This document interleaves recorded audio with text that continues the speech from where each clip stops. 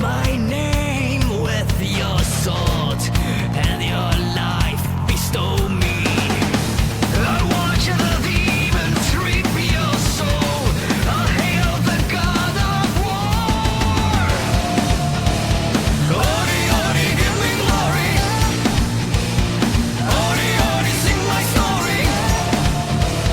Ori, Ori, give me glory. Love me, hate me, Ori, Ori. You taste of fear before demise. For that I have no sorrow. Through the weakness in your eyes, I live again tomorrow. I'll watch the demons reap your soul. I'll hail the god of war. Ori, Ori, give me glory. Ori, Ori, sing my story. Ori, Ori, give me glory. Love me, hate me, Ori, Ori. Alright, good afternoon, good evening to anyone that may be watching the VOD. We are back with what may be the finale for the Citizen Sleeper 2 Star Wars Vector playthrough. Been a good game, it's been a little rough. They've definitely added some mechanics that have changed the game from the first. It's definitely more difficult. The first game didn't have a stress meter, but it's been pretty good so far. I've actually enjoyed it. Good change of pace, especially coming from Kingdom Come Deliverance 2. Way less stressful. The time sink isn't really there, so definitely a game I would recommend if you're patient. If you want the different outcomes, it's a game that you could play. And I see my bear. I apologize. Should be moving right now. Okay. 173 cycles. Yikes.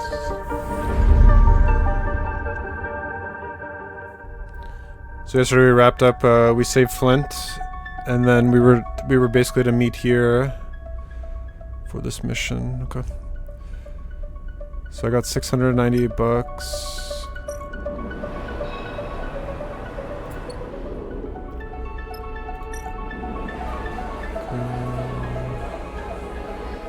Meet Carmen.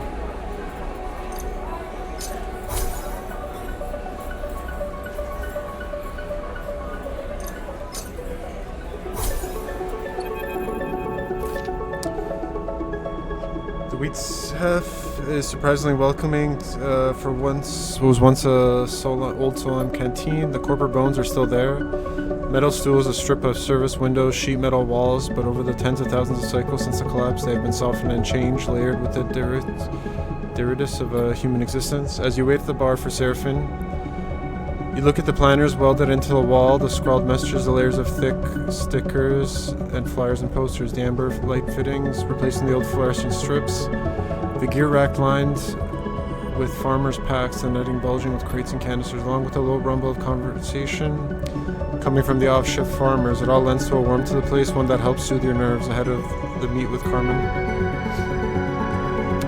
You and Seraphine lean side by side at the bar, facing towards the room. You both watch Flint, just across from you, who insisted on coming along. What do you think of Cadence? The sudden question makes you come. He's playing with his coin spinning in his palm. I like her. Me too. I think we do have a thing. She says, you know what I mean? I noticed. Yeah, I thought you might. Well, I guess I just wanted to let you know. My boy's falling in love. That's cool. You're thinking how to respond when the bartender taps you on the shoulder and nods towards the door of the back room. It's time. You look over at Seraphine and Flint, who is already approaching you. You give them a nod and head inside. The back room is metal walled and lined with racks of old Solheim tech. You see cookers and auto wash units piled up with dead terminals and servers. At the far end, a window looks out from across the greening glass of Greenbelt Farms. You meet it. We have a lot to discuss. Good to see you. Flint, if you don't mind, I'll be outside. We have to take some precautions even here. So, is this plan of yours looking any more reasonable? That depends on what your crew can bring to the table. We are going to do a lot of work to direct the data Ankita gave you towards those who need to see it. Who's that? Utsubo primarily. They should know about the boss's betrayal of the belt, and secondly, all of Darkside. They need to know what's happening on. Ankita can help us. She must. Without her, the plan is impossible. Then we make contact with Ankita as soon as we make it onto Darkside. We just need to stay under Lane's radar. The thought of Lane bringing the memories of his attempted takeover to the front of your mind, the feeling of him slipping behind your eyes, moving your frame, that can't happen again. Apologies, we do not wish to interrupt, but we must interject in the current course. An encounter with Lane would likely be catastrophic. As we have mentioned on the arrival of HEP, we must immediately seek the mainframe from where we can recover my codebase and reconstruct ourselves. We would then be able to aid you in your defenses against being rewritten. This is our recommended course.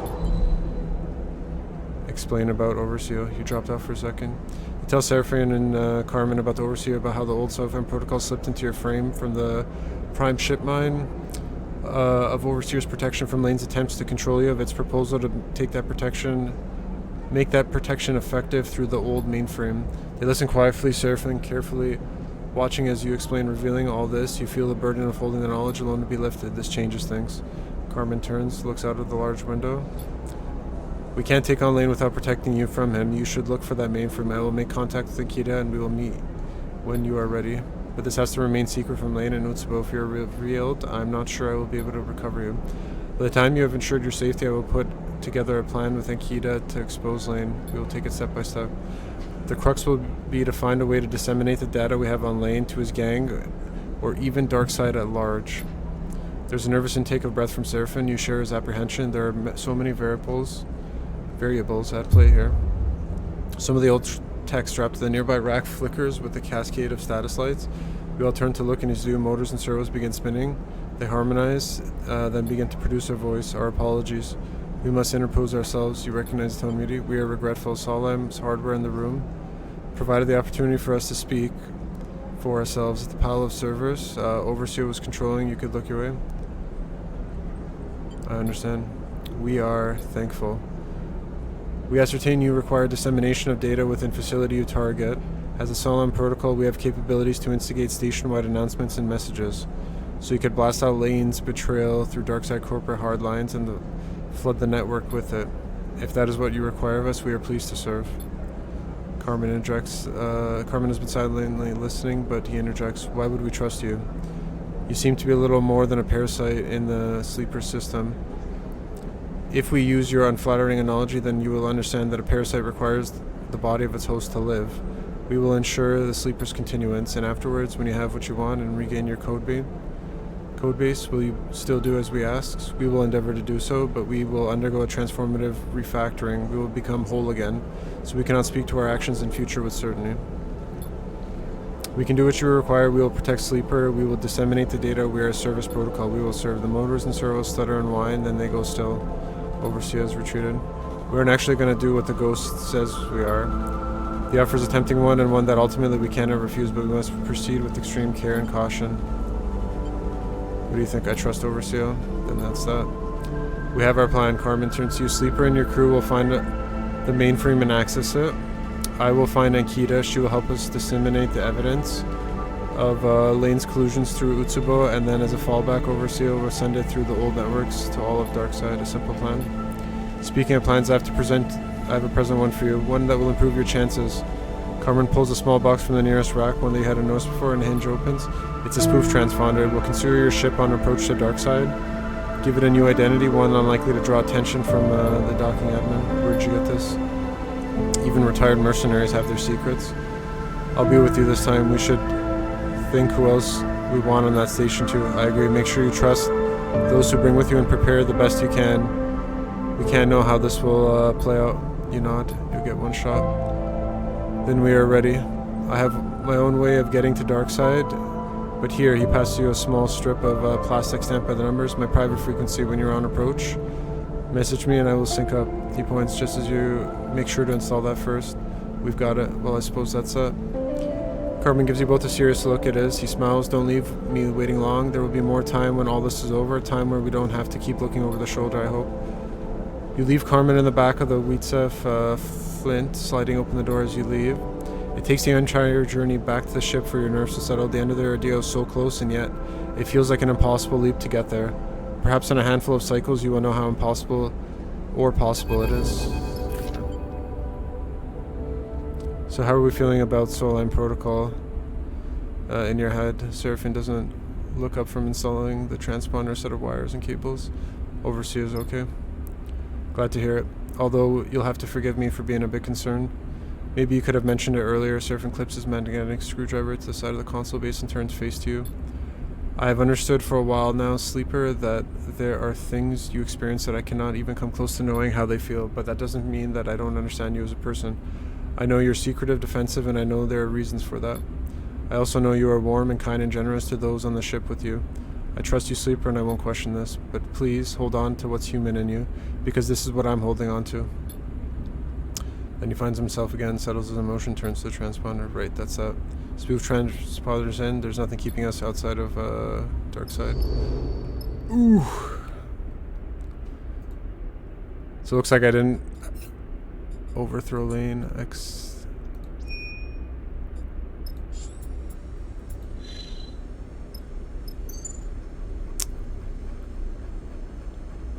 I'm assuming I could do quests after, right? That's... Seems I have no choice. I have no other quest. The only one... I don't have engage, so I can't do anything at Far Spindle.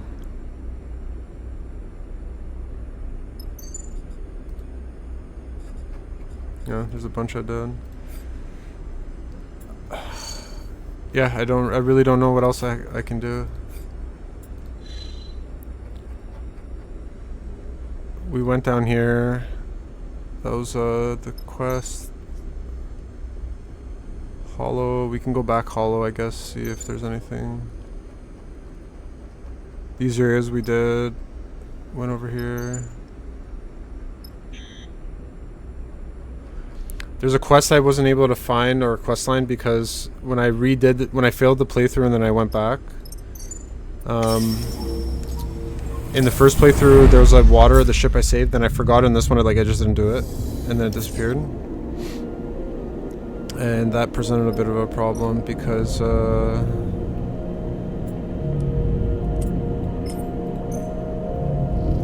basically there's a quest line, because when I saved the water I did his side quest. He said like, oh yeah, like I'll come back and we'll cross paths again, so clearly there was something that he would have done.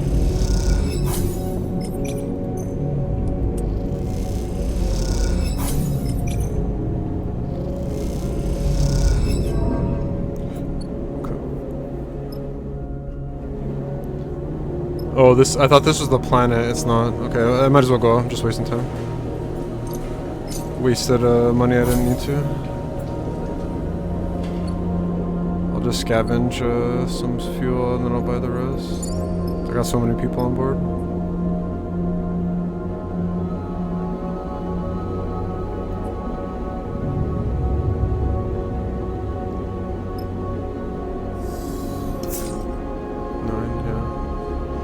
Might as well make some money again and then...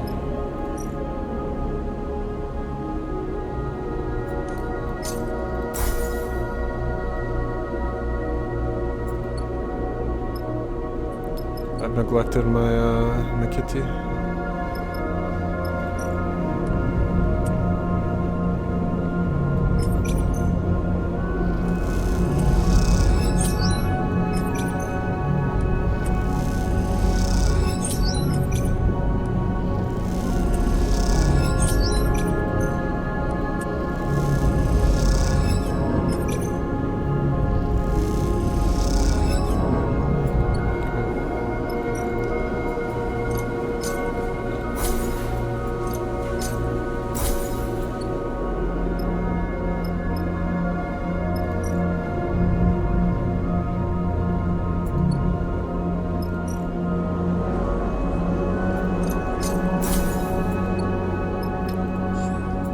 Alright, we got no choice.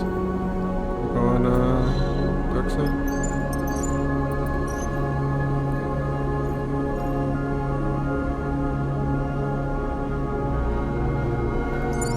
Cadet has engage. If there's engage, I need to have both of them.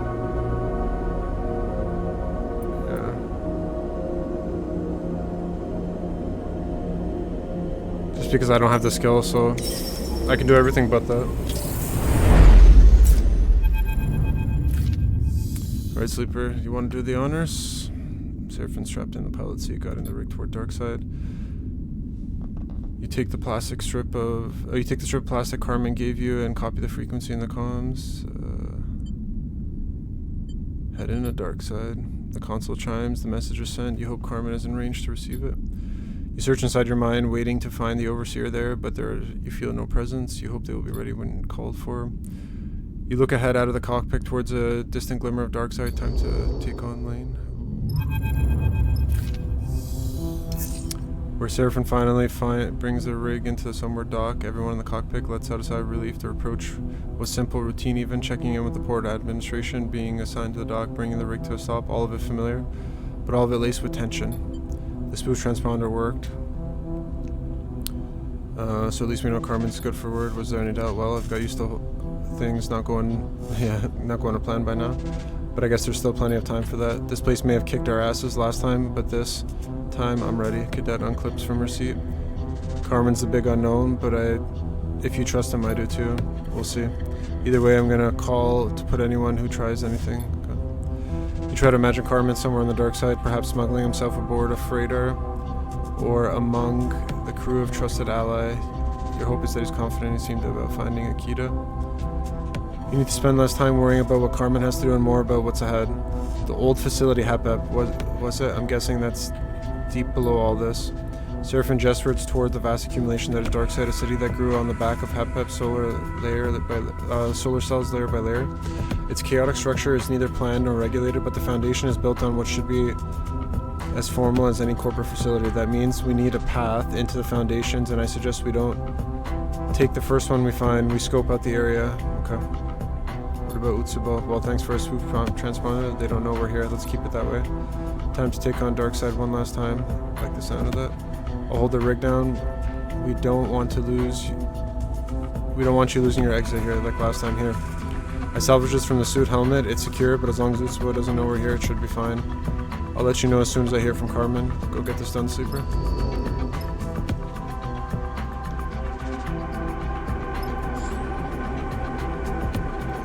Oh, this is like, I'm committed now. I'm all in. Okay. It's a big area. Broken Hex, Sunward Docks. Let's go to Underpass. So none of my guys can do anything here. I gotta do all three then. Okay.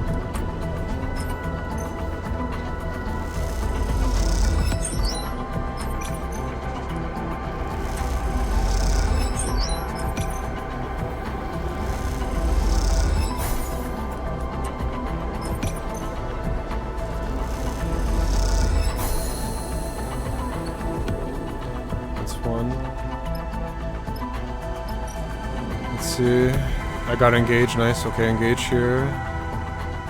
So I can do engage with both of them here. Just want to confirm this one. Okay, better to do it here. They're both on engage, so max it out while I can.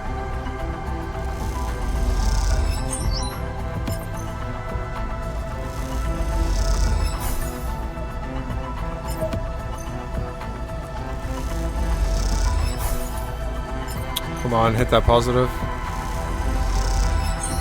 Hey, let's go. 2 out of 3. First cycle, that's really good. And I got engineer, she's engineer.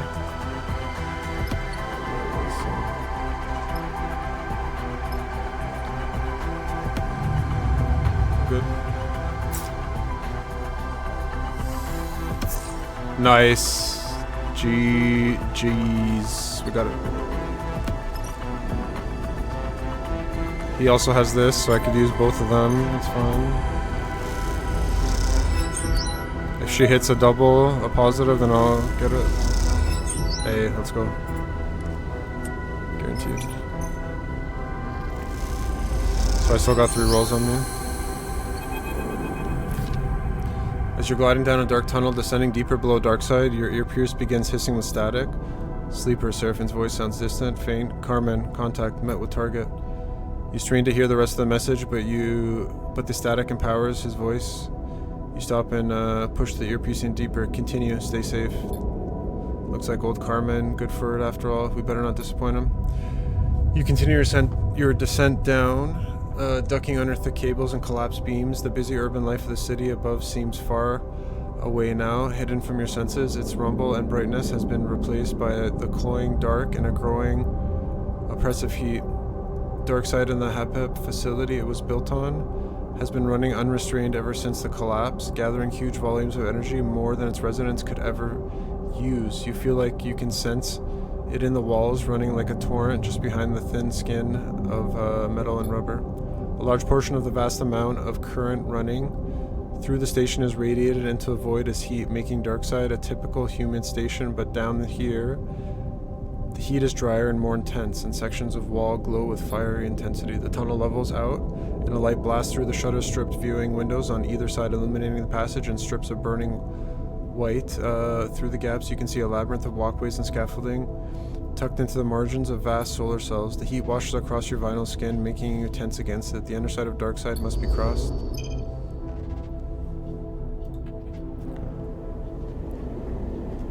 Pretty big area. This was perfect for me because I have guaranteed here.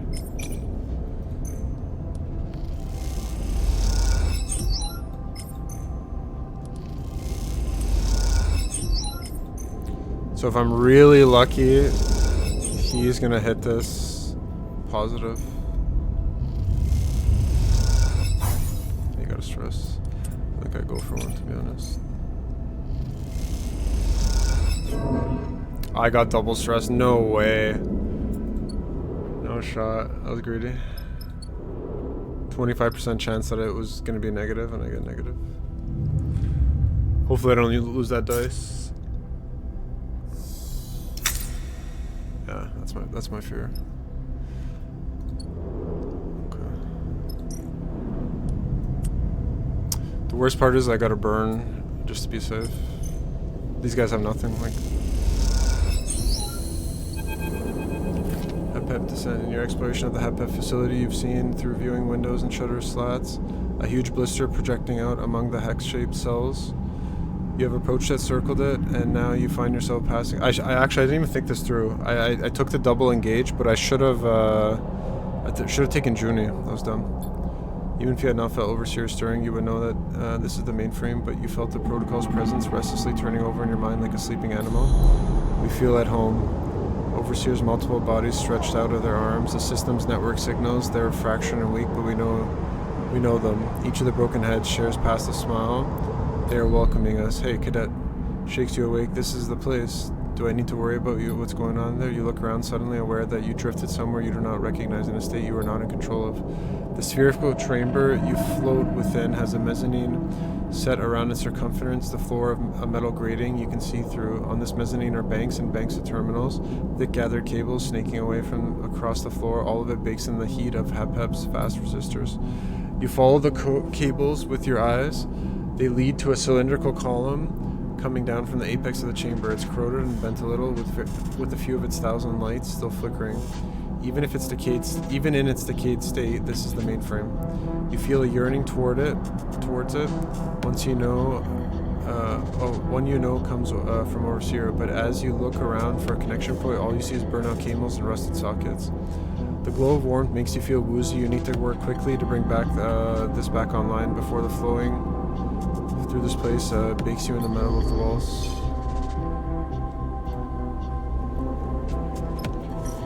I can't really do much here, to be honest.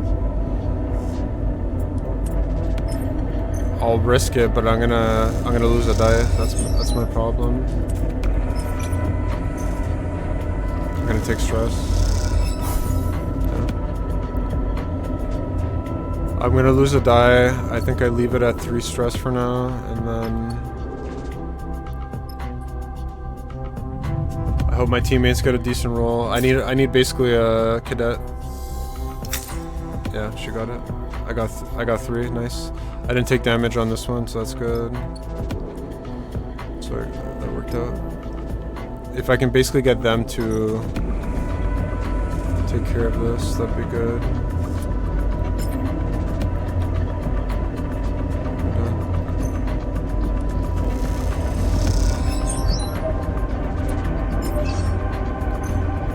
If he can hit it, that'd be perfect.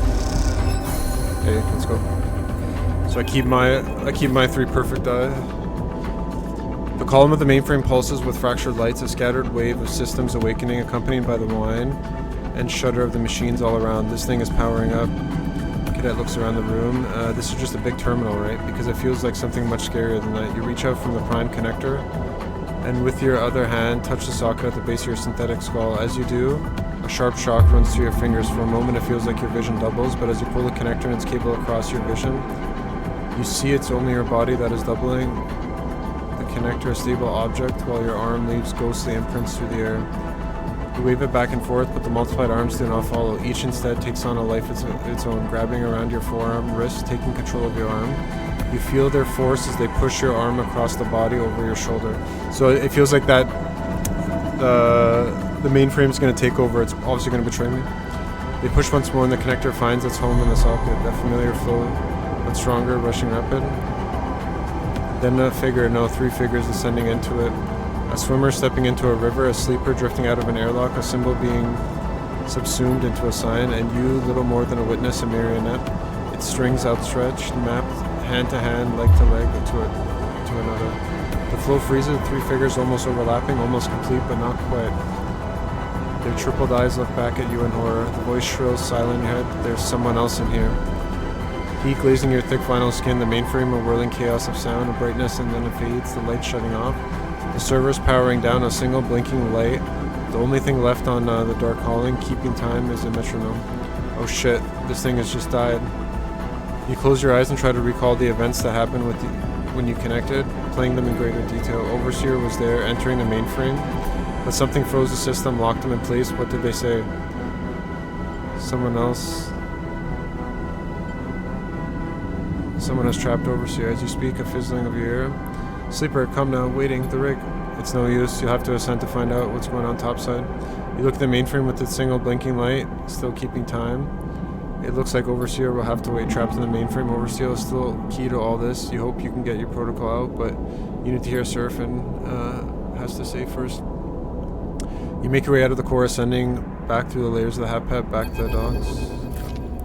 Surf meets you at the docking tunnel. They're waiting inside. Come on. You cross into the ship in silence and find Carmen in the cockpit looking at the dark side as it sprawls across the slow. Sleeper, sorry to pull you away, but you need to know what's coming. What's going on? The city blew my cover. You turn as Eki enters the cockpit. You immediately cock the fresh bandages sleeves around the right forearm. I think you did a pretty good job of that yourself. You see a twinkle in his eye that suggests the back and forth, well-practiced part of the relationship, perhaps. But you'll never know, not after you intervene to rescue me. Utsubo, no, we are here. No, not you, but we aren't exactly on speaking terms anymore. I passed the data to Ankita, and she tried to broach it with Utsubo.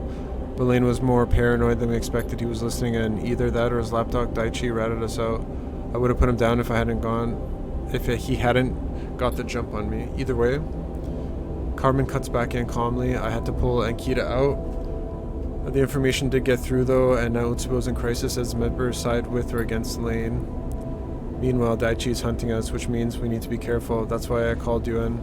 You need to watch your back, indeed. But how about the mainframe? Have you been successful? You explained the events of the cycle, the mainframe booting up, the successful connection, and then overseeing being locked inside, frozen by some other force. You mentioned their warning. There's someone else in there. Unfortunately, we need that mainframe more than ever. With Ankita out of Utsubo, we have to get a word out. We have to free Overseer. Carmen's right. Utsubo will be distracted without future proof. Okay. We need the mainframe. Overseer is just an access tool. If your protocol is being locked in by some counter-protocol agent, I wouldn't be surprised if it can be traced back to Utsubo. I know locations of a few Utsubo network nodes. We should hit them first. No, we need to stay under the radar. Sleeper and their crew will investigate the nodes quietly. You and I will run interference. Is that safe for us? We've done this before. It'll be nostalgic. You think of the feeling of stasis you felt when Overseer was trapped and the power required to halt the flow of a mainframe as vast as ingrown as the HAPEP-1. Could it just be a Utsubo hacker? You doubt it. Seems you have a plan. That we do, and you'll need to keep running comms between us. Daichi's out there, and he isn't easily avoided. Okay. Nikita slaps the top of a couple of crates of supplies you hadn't noticed before. Consider these a parting gift from my tenor chagrins, though you might need a resupply. Alright. Keep this fight. She gave me 2 more. Okay, that's fine. Daichi, Blade in the Dark. Dock Node. Okay, there's 3.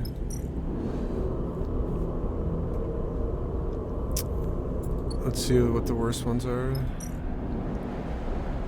Intuit, interface. I mean, I should be able to get 1 clean right now. Interface, Intuit, yeah. Okay.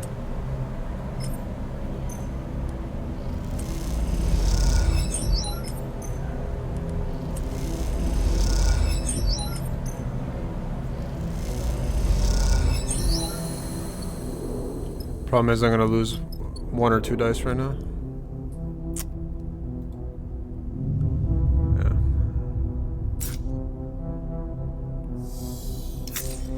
Ooh, I got lucky. I still got 5.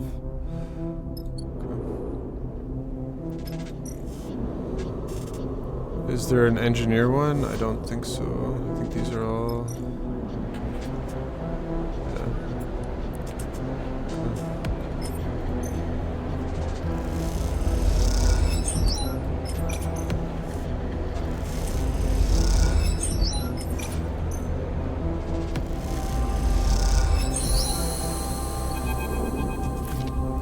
I don't believe it. Carmen stares through the shutters of the view of the viewing window at a smooth squat ship tucked away. How long has it been here? When the nodes were hacked and the trace established, you imagine it might lead to an Utsubo operator or perhaps an old subnode containing an aggressive soul line protocol gone mad. Not this, never like this. A Senstat ship tucked away in the belly of Darkseid like a parasite. We need to move on that ship now. We can hit an Utsubo safe house for weaponry. There's one. This is a gift, Ankita. Don't be so brash. She turns back to face you. All we had until now was data, conversations, evidence easily denied or destroyed by Lane, but a Sensat ship hidden inside the station. There are hundreds of crew, thousands of residents who would give everything to protect Darkseid from a war. All we need to do is point them. We turn Darkseid on the ship and on Lane at the same time. We will leak it all, sending it through the mainframe, the ship's location, the evidence of it all. You're forgetting one thing. Until the ship leaves or is taken, they still have the mainframe locked down. We can't blast out its location through the network without taking it first. Carmen pauses, considering his options. You look at its Sensat ship, half concealed in its bay. It looks sleek, dangerous. What defense might a ship like that deploy when threatened? Carmen initiate exchange. Then we attack first. Carmen and I will distract the ship's arguments, then turn the focus away from the mainframe. You hit the mainframe and force them out. As soon as Overseer is released, you send everything. Once it hits the network, our backup will come. We only have to hold them off for as long as it takes for other crews to realize what's happening. The plan feels desperate, and you know that Carmen and Kita think so too. Will Darkseid really mobilize against the ship so quickly? 2 old mercs against an unknown Sensat force feels like an unwinnable battle. We know the stakes. We handle them. I've given up everything to get Utsubo out. Let's finish the job. Okay, let's do it. Go to the mainframe and get set up. When you're ready to connect, let us know. Carmen puts a hand on your shoulder. Once you start, don't stop anything. Get the data out. We will handle ourselves. You turn and glide away, looking over your shoulder at the 2 ex-mercenaries as they discuss their plan attack. Seeing them slip back into those older roles, you can't help but wonder, does anyone ever outrun their past? Very difficult. Or is it always waiting there in the dark to claim you in the end?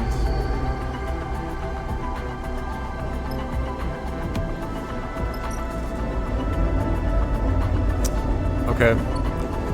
Oh.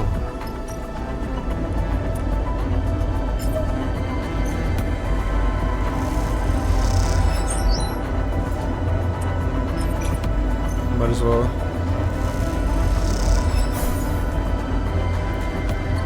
It's crazy that I get stressed from that, but...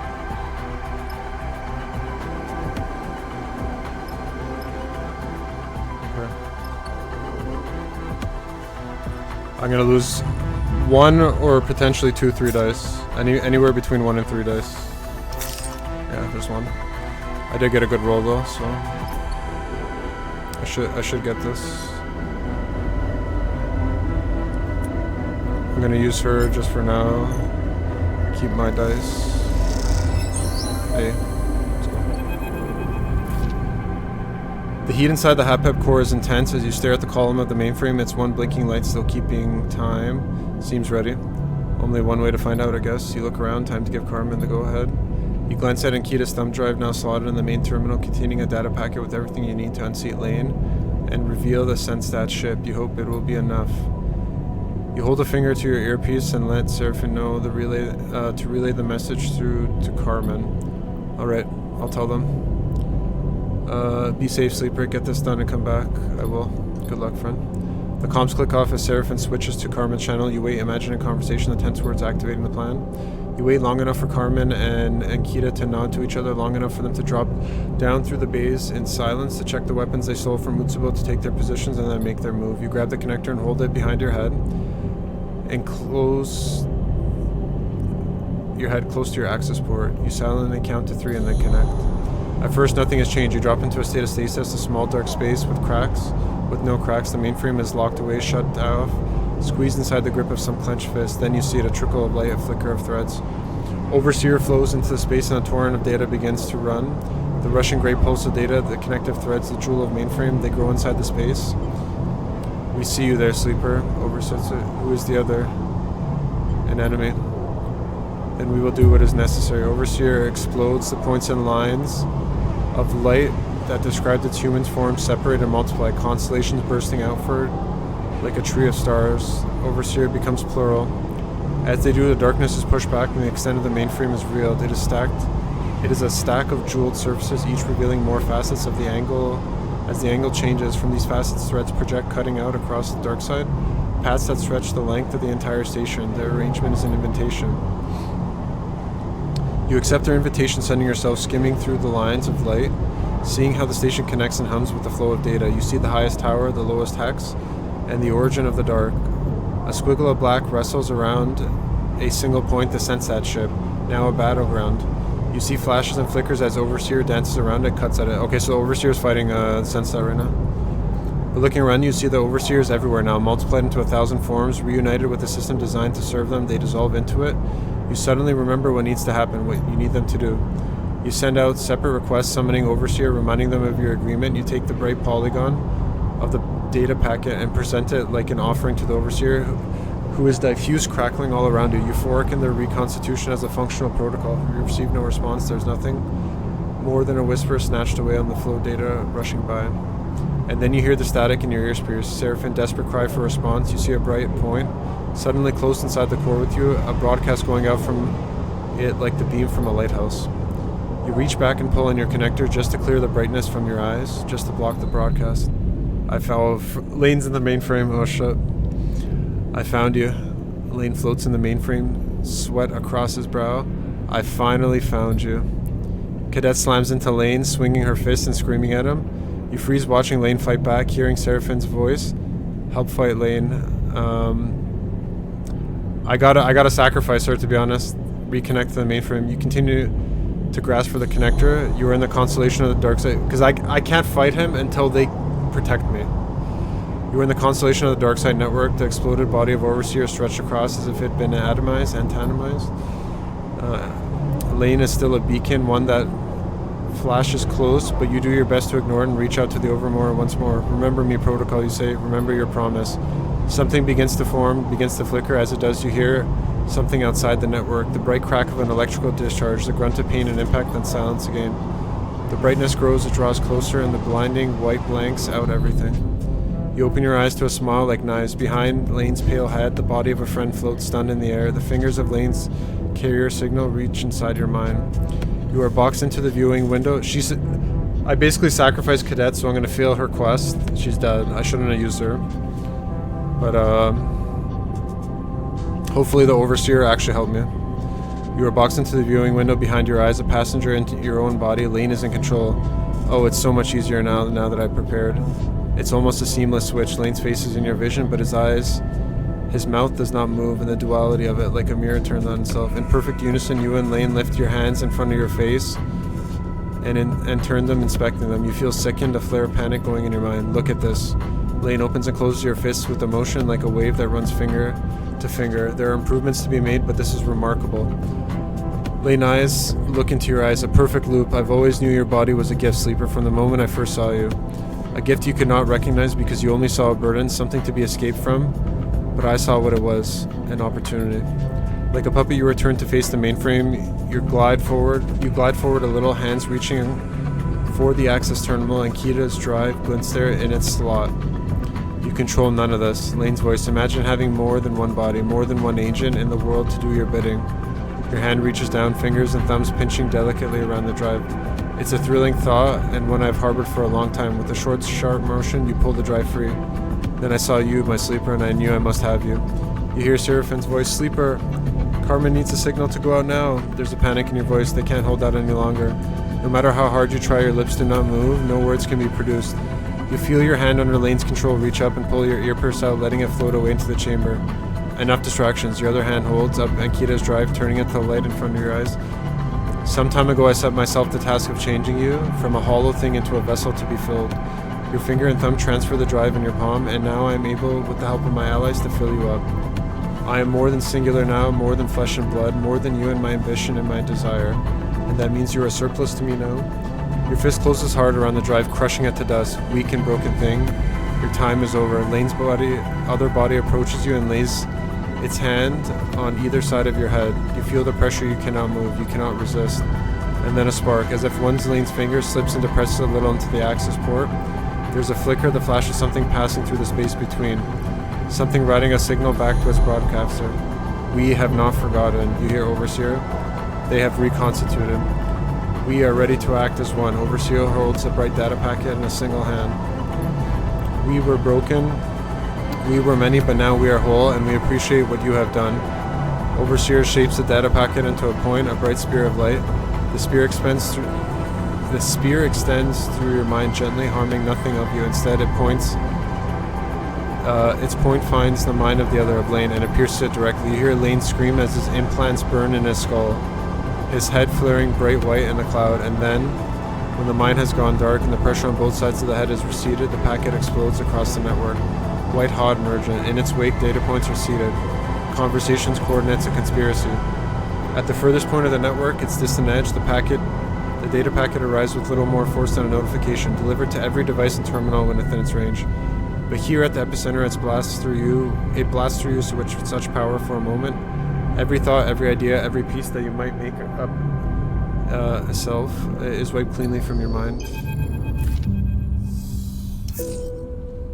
It's taken a long time to put a person back together, a long time in the dark, picking up fragments of what was whole. Like waking from sleep, you can never be sure what piece might have gone missing in the reconstruction, what might have been lost. But you continue anyways, through hazy cycles of faces and distant voices. This is, after all, not the first time you've had to remake yourself, and you imagine it will not be the last.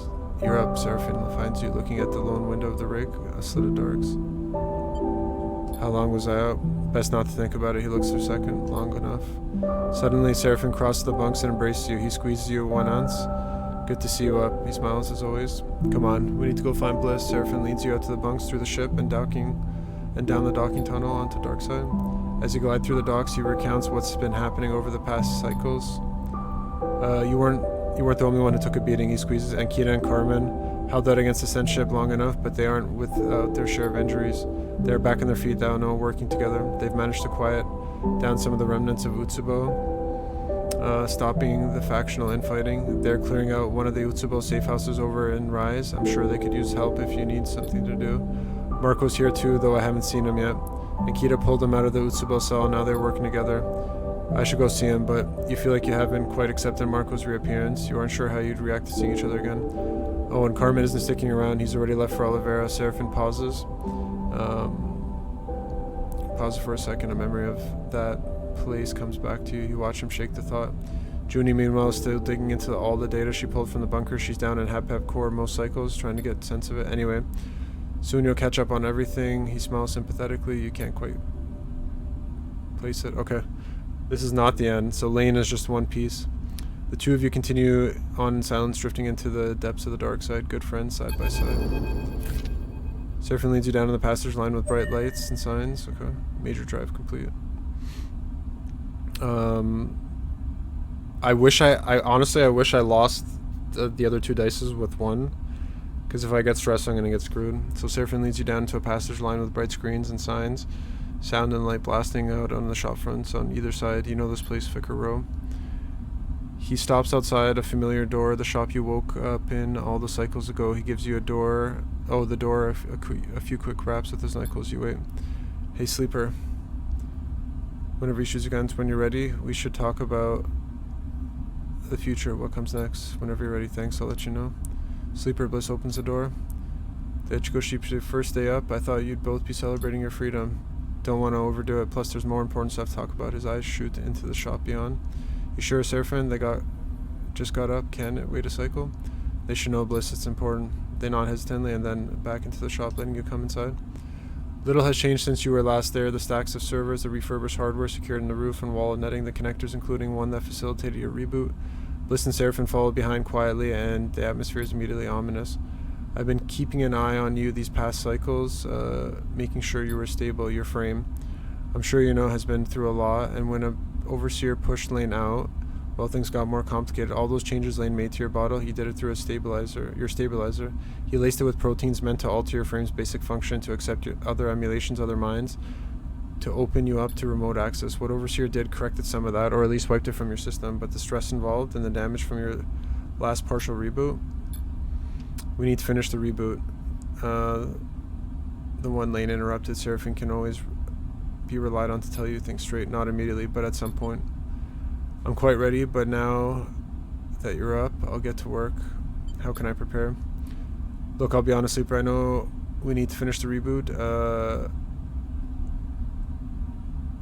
I'm sure of it, but the effects, your frame was complex to begin with, but after everything, the reaction could be bad. We can talk more about it when I have the...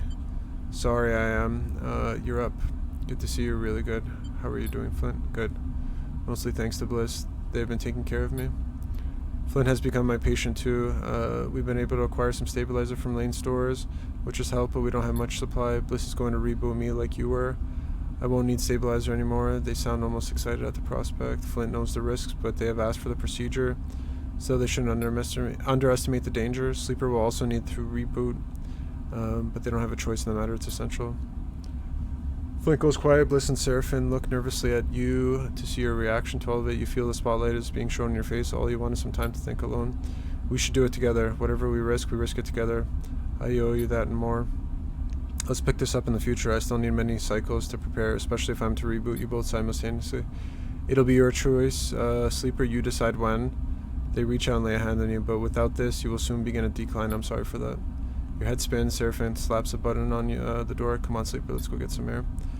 You follow him outside, but when you get there, all you can think is that you can't breathe. You don't need to breathe. A wave of claustrophobia passes over you. You are in control of this, Sleeper. You put what you need in order, and I'll be right there with you. I got Bliss to teach me things about repairs that they've done for you. I know it's getting worse, but I'll do my best to keep you running.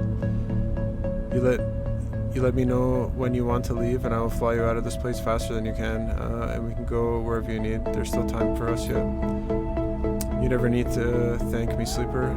Just look after yourself. I was also thinking, I got a message from Oliveira. They're still getting the place together, both Carmen heading back, the colony starting a new chapter. Maybe we should head out there at some point and lend a hand. Just a thought. Anyway, just give the word. We're all glad you're back. He turns, drifting, leaving you. You close your eyes and let them wash over your wave. There in the dark of your mind, you search for Overseer, but the protocol does not appear. You wonder if in that final moment, Overseer might have destroyed themselves to end Lane, but then you feel flickering nearby a signal in the dark. You open your eyes and feel something pass through the screens of the flicker row, a shadow in the brightness. Could Overseer still be in the ancient networks? You turn away and glide out of the row. You have other things to worry about now. How you doing? Cadet finds you, Darkside. Broke free of Lane's grip forever. Hey, achievement. Pretty good, actually. Damn right. We made it here, didn't we? Heart of the belt. She came in clutch. She actually helped me out, so it was actually good I brought her. You look at the glass roof street. Its walls are all built from scaffold and shipping containers, haul plates, and Solheim hab units. People glide across the open space to units and shops on either side, and everywhere screens flicker and glare without sense and reason. You can feel the heat, the power that flows through this place, collected by the vast solar cells that form the city's foundations. Hard is the right word. This place is the center of circulation, tone, muscle, though, and running a beat. You turn to Cadet and can see it in her eyes. She loves being here. I've been thinking of how good it would feel to run my air bike down the street, the city. That's a good idea, I know. But there's some unfinished business. She meets your eyes in Hexport. You think of the drive tucked away in the scatter yards, the one that contains the data stream from a drone mind vivisection, the one that might have caused the loss of an entire station. We need to finish. Is Hexport still irradiated? I would think so, but it'll be fading. We can get in and out safely from what I know, and we better try soon because the safer it is, safer it gets, the more scavengers will come to pick at it. Okay. I know just a lot went down, but these clowns could still be operating. Hell, we could even be trying the same thing on this station. We need to find what they did. I'll be waiting, and maybe once it's all done, she turns away. I'll let you take the first air ride bike. Okay, nice. So we got two. I haven't used push at all. I probably should be, but I'll feed the cat. I need to repair. I wish honestly I lost, because it's gonna screw me in a fight right now. Not too pleased.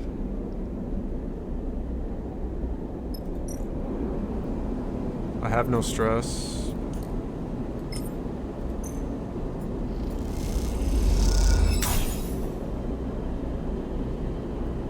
So we have the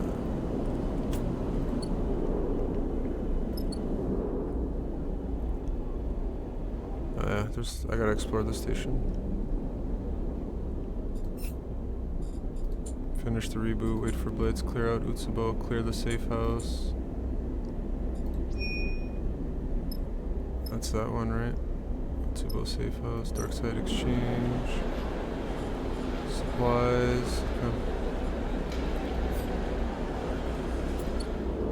I mean, it's probably better that I do this here, right? Buy a meal, scrapper.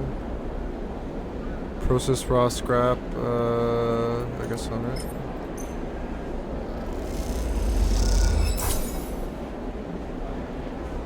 I get money out of that. Might as well. I don't get what the point of process scrap is. Like, why would you... What do you possibly get from Junie's studies? Okay, so Junie's there. So it seems everyone's kind of gonna have quests. I'm gonna lose a couple die here probably. Cleaning house, fuck.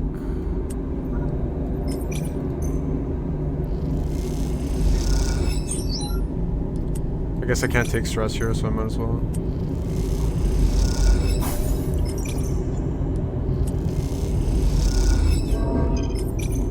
Energy's whatever, that's fine. I should buy supplies, actually.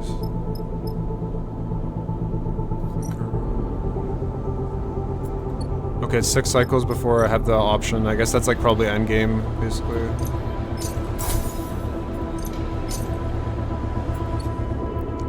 I can get fuel off the rig.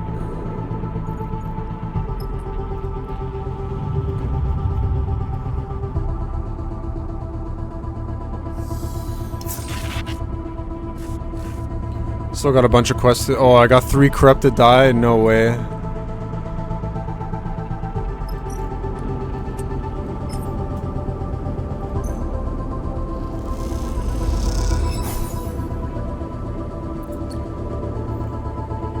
So I haven't hit a corrupted die once.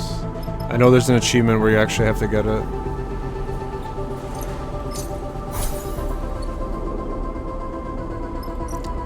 So let's see if I can hit my first corrupted die here. Let's see. It's a 20% chance.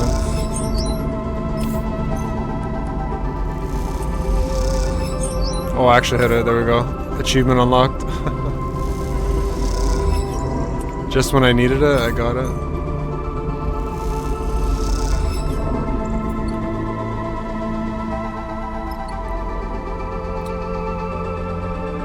Get fuel. We should have the resources, so we're good.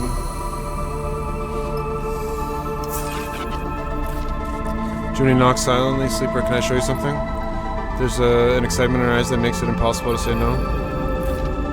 Junie talks most of the way down into the HEPF facility, which is no short journey. She explains the scale of the data hidden within the station's mainframe. but also the issues with extracting it. When the HAPEP was first expanded, when it became Darkside after the collapse, no one gave much thought to preserving the existing network architecture. She guides you through the substructure, picking a route through the maze of shuttered passages. They parasited their tech directly into the existing system, so now thousands of cycles later, the two networks are totally enmeshed, dependent on each other.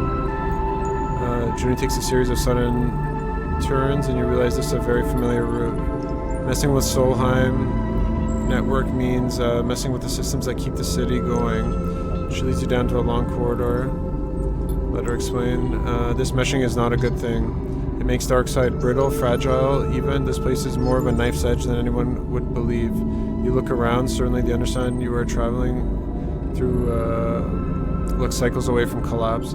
But all the data we've been extracting that I've been archiving, it could help us here. It could help us clean up the HAPEP systems. And we can turn all this into a place of an archive. What's in the data? Anything you can imagine, everything from corporate messages, records, to blueprints, and maps. It's too much for me to process or understand, but thanks to our visit to the bunker, I have a plan and something that'll help me. You arrive at the doors. I spoke to Bliss. They told me, I'm sorry, Sleeper. I know you have a lot to deal with. I'm fine. Okay, that's good to hear. Junie hits a button, the door hisses open. You both glide into the mainframe. Its column studded with the blinking lights of active traffic. I've got the idea from you and Overseer. You look at the mainframe and you see that she's surrounded by new terminals and wires, some kind of external access Junie has set up. I've had to beg, borrow, and steal to get this going, but now we have safe access into the network. It's low risk. She moves on. I'm not quite finished though. You recall the last time you were here, Lane's Overseer, the Spear of White Light, and then nothing. You wonder where Overseer is now, if they are anywhere at all. You remember how it felt being dissolved into the network, the vertiginous possibility of life without a body. Something flickers through the lights, a shimmer of movement like a fish beneath the water. Sleeper, are you listening? I was saying I need more data to finish. I know, we've already extracted so much, but there's often so little that's unused, that's usable among the bit we're from. Helion Gate is the place to get the data. Apart from here, it's the biggest pre-collapse facility. If it's too much before you reboot, I get it. I just want to... Oh, please tell me the Solheim data I have. Hopefully it's like 10. Well, this is what we wanted to show you. It's very impressive. It will be when it finished. Junie turns back to you. You imagine her barely. Please tell me this is why I had that data. Okay, hold up.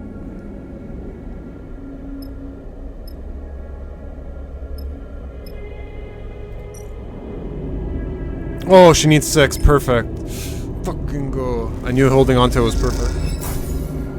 I was farming it like crazy. You've been waiting for what feels like a long time. Junie insists that you can't help, so you find yourself floating in the baking heat of the mainframe. As you do, you can't help but shake the feeling of a presence nearby, one that you are coming to understand as some remnant of Overseer. You don't know if Overseer was really a person, but now, with their many selves combined and dispersed, their consciousness expanding to fill the vast space of HAPEP. You think of them as a ghost, but now perhaps they are better understood as something less mournful, as a system, a process, a thing. The entire station is their body. You can't help but wonder how that feels. And we are ready. It'll take a while, but she'll be online in a few moments. She looks flushed with excitement. I thought this was an archive. Weren't you listening last time?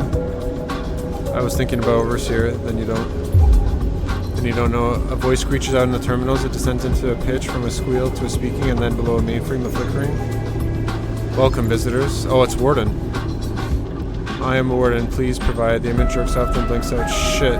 Just need to reconfigure her for a HAPEP environment. How's this possible? I found her, or at least an iteration of her, and what we took in from the bunker. Don't worry.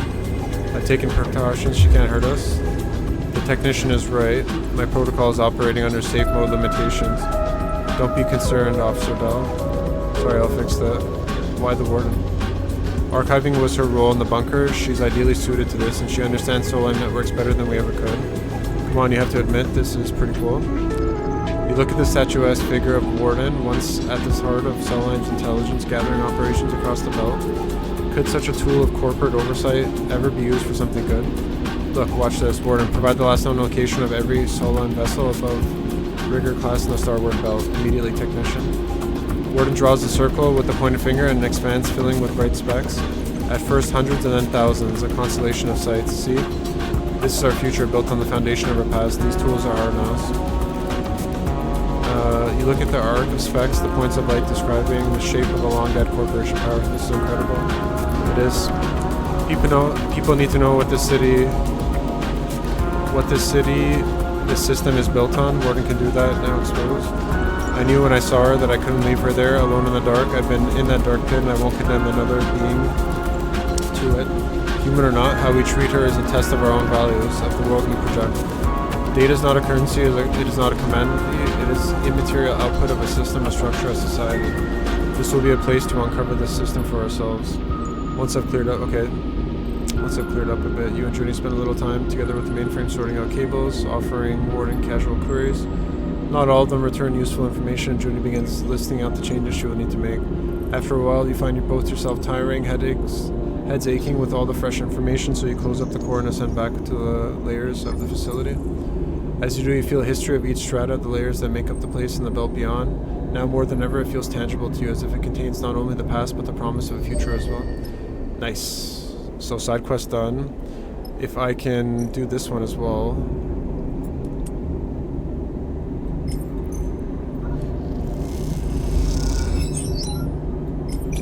Hey, let's go.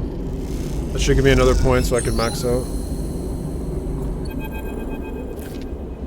You watch the last stack of crates as the last stack of crates is guided up and out of the cavernous Utsubo safe house. You doubt it will be long before the space is filled. Darkside will not tolerate a vacuum for so long. The city takes every opportunity. Its inhabitants build in every crack and crevice. As Utsubo's spaces are cleared, they will be occupied. The gang's legacy will be buried under factories, kitchens, markets, and housing. But the people will remember the cold and desperate grip they once held on this place, even if the city does not. Come to gloat, the voice takes you by surprise, and you in turn see Oren floating in the arms folded. You overthrew a tyrant. You should be pleased with yourself. It wasn't just me. Many people did this, I suppose. But from what I heard, you burnt those pale eyes out of his skull. I imagine it was quite the sight. So, I guess you would have failed the outcome if you didn't plug back in. If you went to go save her, he probably would have killed you. So you would have got the shit outcome. You don't recall the moment of Lane's death. In fact, the abstract nature of that moment, almost dreamlike, means you had almost forgotten. You tense a little as his scream comes back to you, a screech of white noise bathed in white light. Orin is still watching you. He almost would have respected you for actually doing it. If he could have respected a creature like you. Don't react. Orin watches for your response, but looks away when it's clear you aren't going to be provoked. I came here to clear out the old disease just like you. Utsubo had to go, and I'm here to be a part of the process. You can't burn everyone you don't like out of this place, I'm afraid. This is our home, whether you like it or not. I didn't like Lane, and it's hard to imagine anyone else did. He was Darkseid. He saw Darkseid for the opportunity it was, and woke Utsubo from its slumber. He turned the gang into an administration, a city into a machine. He was too erratic for my taste, perhaps, but he held this place, shaped it into something. I see that you have no intention of doing the same. So what will happen now? You have created a space that must be filled. Will you take responsibility? The people will decide. Oh, will they? I can see that you don't know the first thing about Darkseid and his people. The people decided on Utsubo. You changed that. Now you want them to pick something else? They're all opportunists, all of them. They will choose for their own benefit only. In the end, I should thank you. The city was done with Lane, and I will be honest enough to admit that you did what I didn't, but never forget that you're an outsider, and Darkseid hates outsiders. Before you can respond, Orin kicks off and glides away, glides up towards the upper levels, leaving you alone in empty space, though you do not wait on his words. Perhaps you think there is something to them. Who are you to decide the future of a city when your own future is falling apart each cycle? Is your decline a spiral that can trap others in its wake, or is it a necessary transition? The crisis before a new shape emerges. You hug your arms close to your side, suddenly cold in the stripped bare safe house, and ascend once more. Nice. So we did manage to max this out. I know I didn't get the peaceful outcome. That's one. I didn't do the 2 quests for water. That's 3. At least 3. So the 6 points is not possible. I can potentially maybe get 2 more. But I'm pretty sure I'm going to be 3 short, at least, minimum.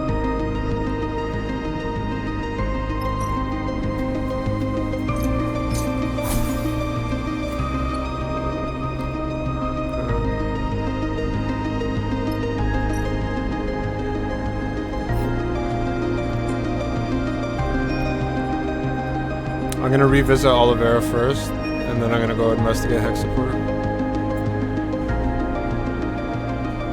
I think that's the best I can do here.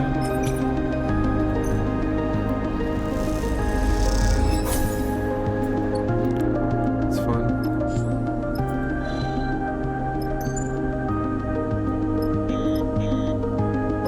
Gotta go to the hall first.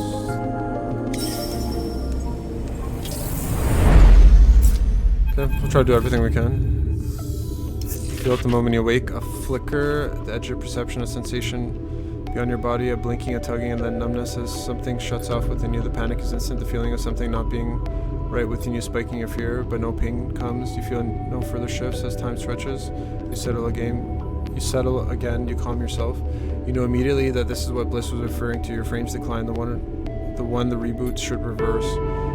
You flex a little, feel your body, try to ground yourself in it. It will collapse the cycle, but something has changed. This is how it will be until you reboot. You must have long enough to... You hope you have long enough to finish what you must. You begin the cycle slowly.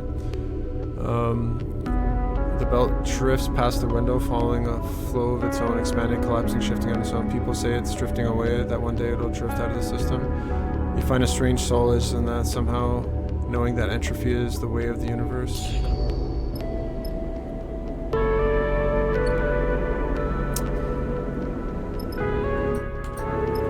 I need supplies.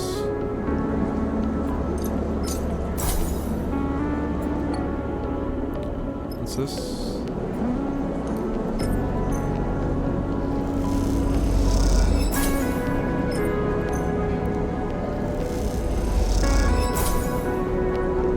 Okay, I mean, 60 bucks back. Can I make some money here?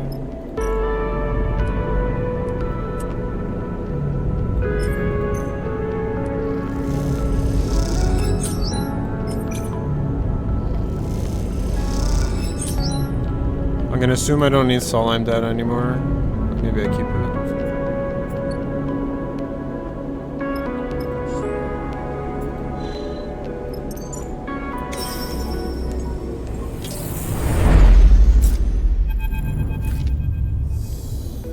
Stop, a shadow figure. No saboteurs allowed. Hey kid, still playing sheriff? Nah, just bored. What are you guys doing here? You guys along? None of your business. No offense, kid, but you actually aren't the actual sheriff around here. You pass through the familiar doors and back into Oliveira. Surprising, pleasant feeling. Oddly like coming home. You came. Cadence is there in the docking. I'm impressed. Seraphin, I mean, that's his girl, right? Seraphin's face immediately erupts into an uncontainable smile. Cadence, he turns. You two remember each other, right? Sleeper saved the colony. Yeah, I remember them.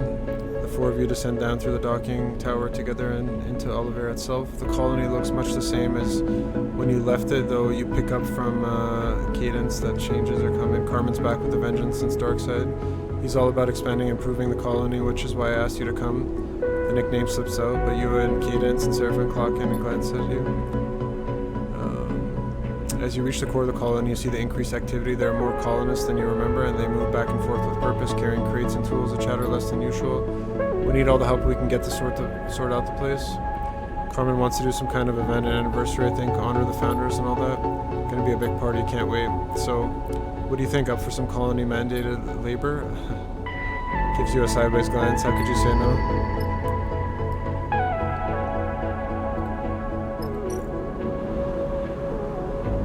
Oh.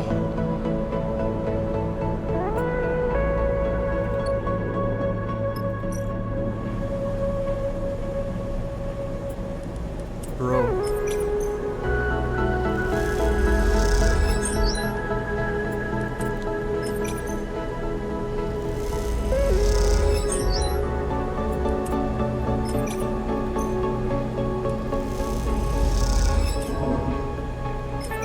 That's crazy. 2 negative outcomes.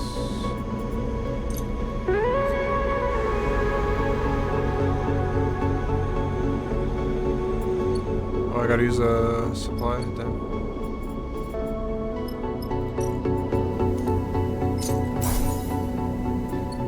I guess I'll give Kitty a supply. Keep feeding the stray.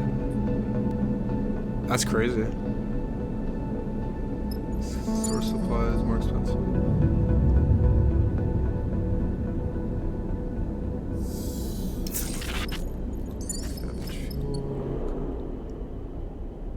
Actually crazy, what the heck?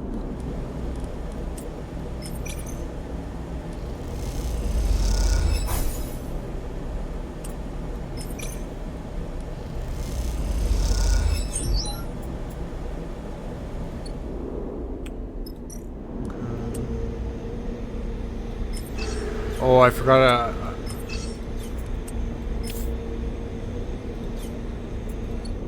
Okay. So right now I can't farm material. I have to rely on the team to.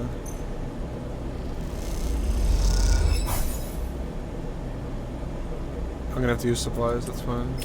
Go for it. Halfway there.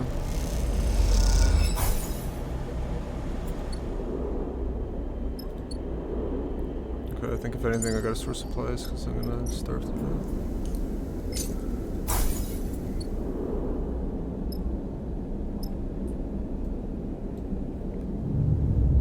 I don't know if I can finish this. Like, do I have to like go back or is Bliss gonna like call me?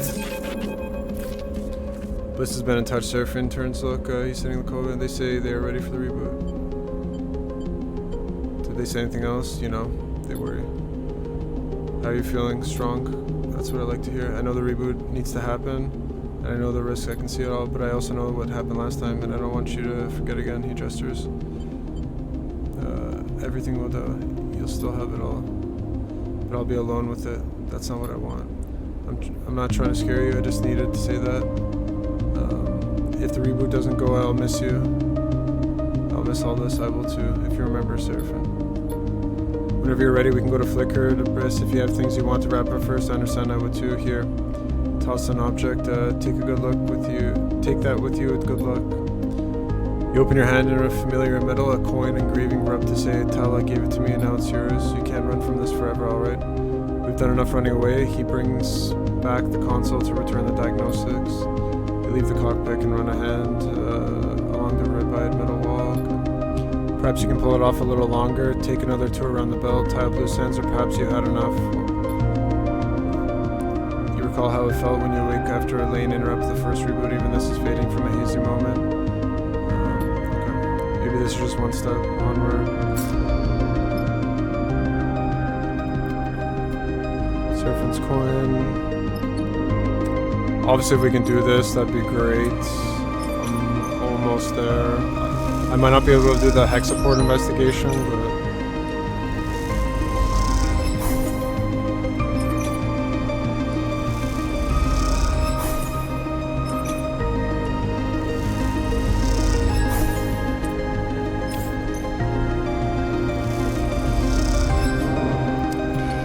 went away, rip.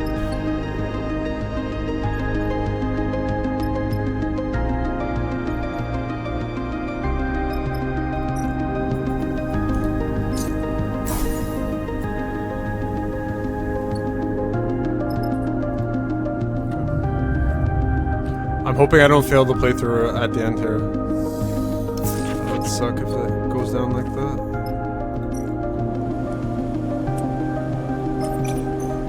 Should be it. Olivera's independence.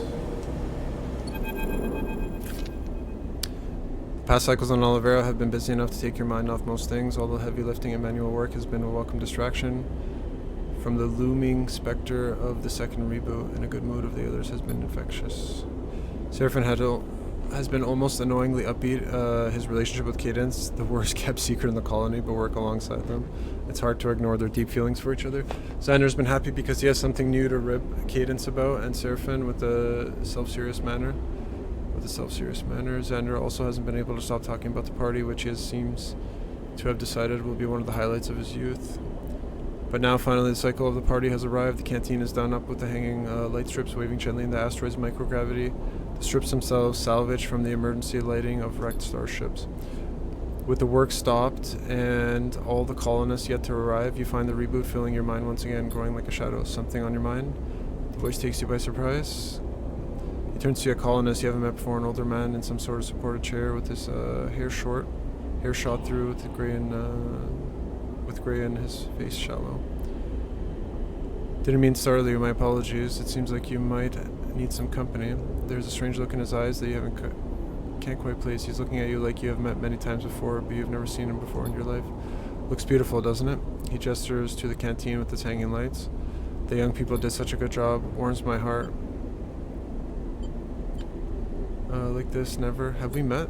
Us? No, I'm sorry. I'm sorry if I'm being a bit too familiar. Just, you remind me of someone who did a lot for me. But let's not chat about me. I want to know about you. He turns. What's eating you? The way that you're staring at those lights. It was like you were about to leap down and strangle yourself. I'm afraid of the future. I can see that. I am myself most days. After a certain point, you realize it isn't going to get better, so you have to wait. That's the toughest thing in life, right? Is not having control, not knowing what the future is. No matter what you do, you can do quote unquote the right thing and all that, but there's no guarantee that it's going to lead to a specific outcome. So I can see that I am myself most days. He sighs at a certain point. This body of mine is a downward trajectory, but it's mine, and I've grown into it. And I guess I like it because it's mine, and it'll carry me all the way to the end and then go on and becoming something else entirely.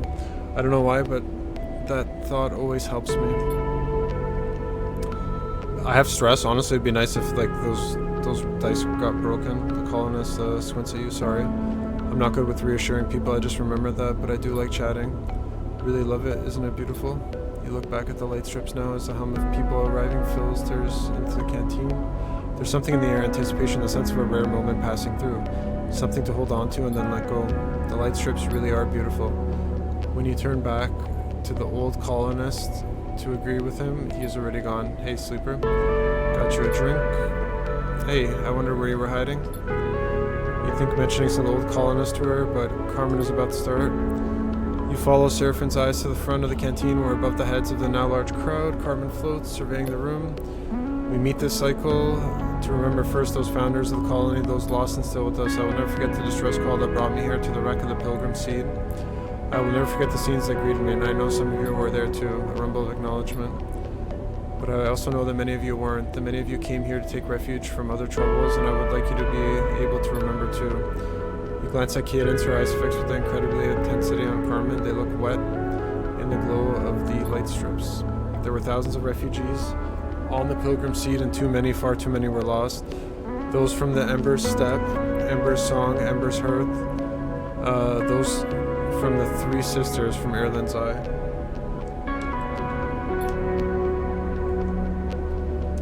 Many are not here in Oliveira any longer, taking their own paths across the belt and beyond, but we acknowledge them, remember them. Lost and found, present and absent, because without them there wouldn't be no colony here. Before the wreck, Oliveira was a handful of buried bays, a scrapper hideout, a place for old and tired mercenaries to live, to hide themselves from the universe and forget what they had done. But when the Pilgrim Seed was wrecked, it brought the universe back to Oliveira, and I could not hide any longer. We built this canteen from the Pilgrim Seed. We built our homes, our farms, our refinery. We built our independence from their failed hope. We should not be ashamed or afraid of this. We will remember this gift. We will build on it. This cycle and every cycle after, we will thank them with our actions. The crowd mutters agreement. Carmen takes a deep breath and straightens up. A weight seems lifted from him, the weight of testimony. Now here in this room, with you, I will thank them with my laughter. A chair goes up. I will thank them with my joy. We will all thank you as loudly and chaotically as we can. Join in. You cheer and applaud too. Whoop as Seraphine laughs nearby. Then you feel a pair of hands on your arm, Cadence pulling at you, grinning and crying. And then you feel another on your other arm, Seraphine dragging you into the crowd. Suddenly you're in the thick of the crowd, so many bodies in one room, dancing and spinning and shouting. It's nothing like you've ever seen. You notice the rest of the crew in the melee, a flash of familiar face, and they're among the massive colonists. You see Xander being thrown up in the air by a different group of kids of different ages, laughing madly as he bounces off the ceiling. And for the rest of the cycle, you think about nothing else but the joy around you and the joy it instills in you. It's nice.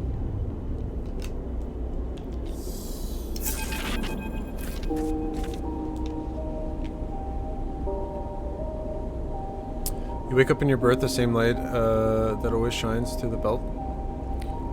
shining incessantly through the window. You are slow to rise, slow to the fresh cycle. At some point, Seraphin rides back on with no indication of whether he slept or not. You find him in the cockpit, leaning on the pilot's chair, looking out for the light of Olivera and smiling. Good party. Not sure I've seen anything like that. How's Cadence? She's great. She loved seeing you let it all go. I did too. Yawn. So he sniffs. Olivera's all fixed up. Colonists are happy. Where to now? Not sure. Well, give it some thought. I heard from Tala. Wellspring is still in transition, but the Union Council is taking over. Kirk got what he wanted. The blockade will come down soon, but he sighs. I'm not sure I'm ready to revisit that place. He looks at you. When I come back to Tala, I want to have something to show myself, you know? I get it. I don't think Tala cares, bro. Family, he shrugs. Maybe once the reboot is done, once the blockade is done, maybe we can visit then. We'll get there somehow. We'll get there some cycle soon. You aren't sure if he's trying to convince you or himself. He stretches out. Olivera have filled our fuel tank, so it really is up to you. Where do we go? While you were deciding, I'm going to dig up some breakfast. You take a moment to look across the tiny lights of Olivera, dwarfed by the crater and the wreck that sits at the far end. Not bad, do you think? Nice. So point 1, discover the origin of Olivera. Cool. Nice.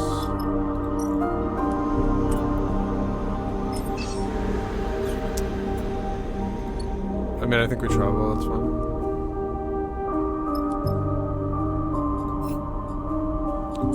Investigate.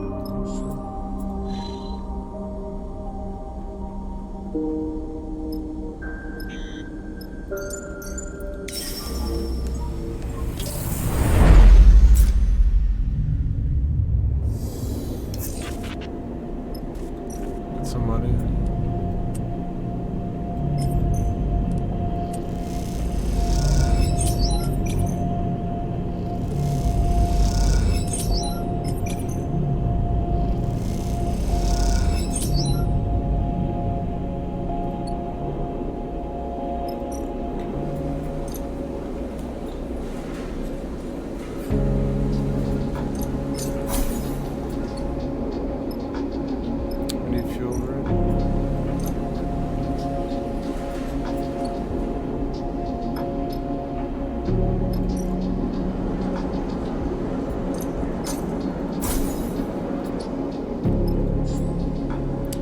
Yeah, I mean, don't really have much left.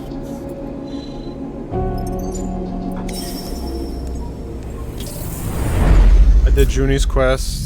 I guess I didn't develop the relationship with Bliss, so then technically Bliss didn't get a quest with me. I should get rid of my stress, I guess.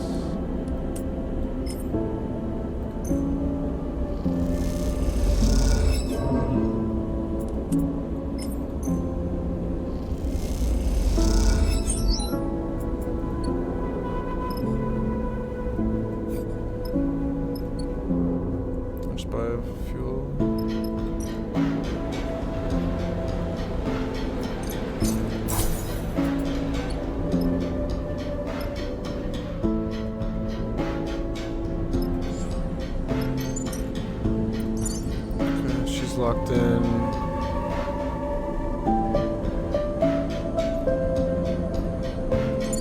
Again, I gotta bring them just for the engage.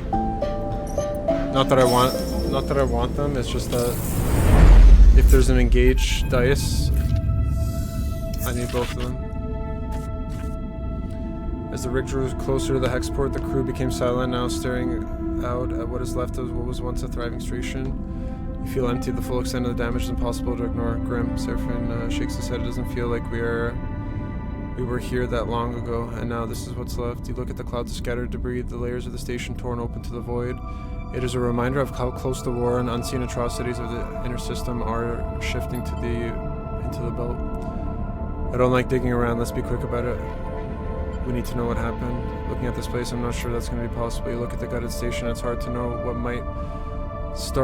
where you might start among the debris.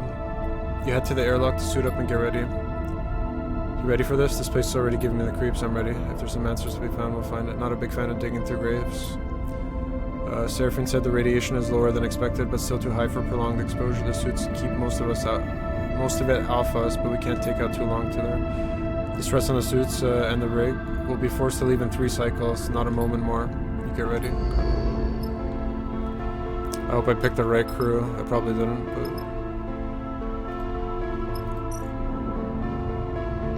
I picked the wrong crew. Fuck. I'm locked in.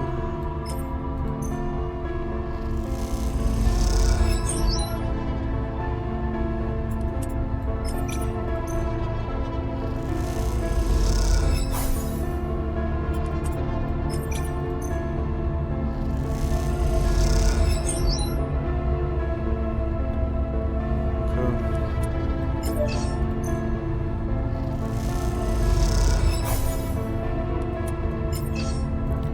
50-50. I guess I go for 25% chance. I got stressed.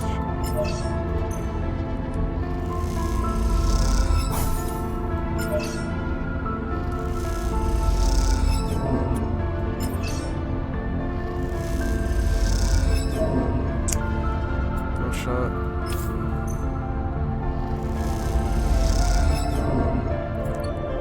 Oh, I'm about to lose a die right now.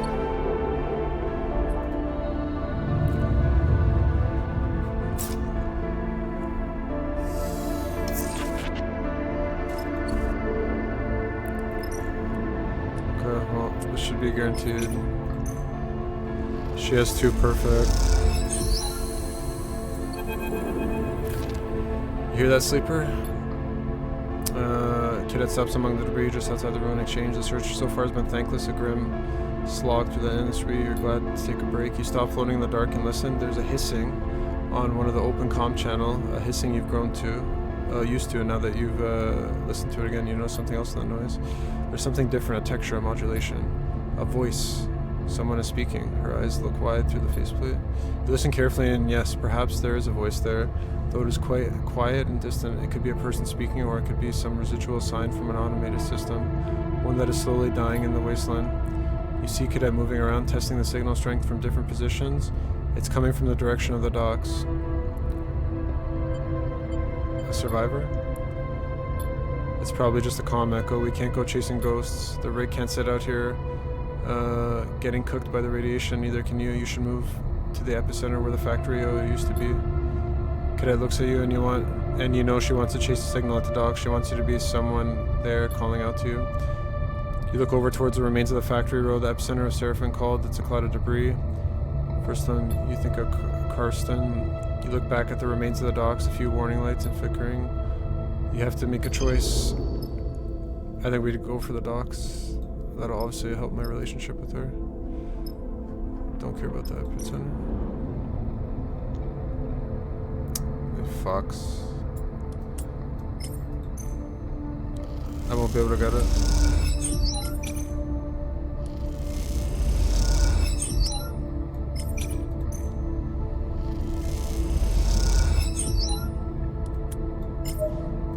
Please hit the 25. Please hit the 25.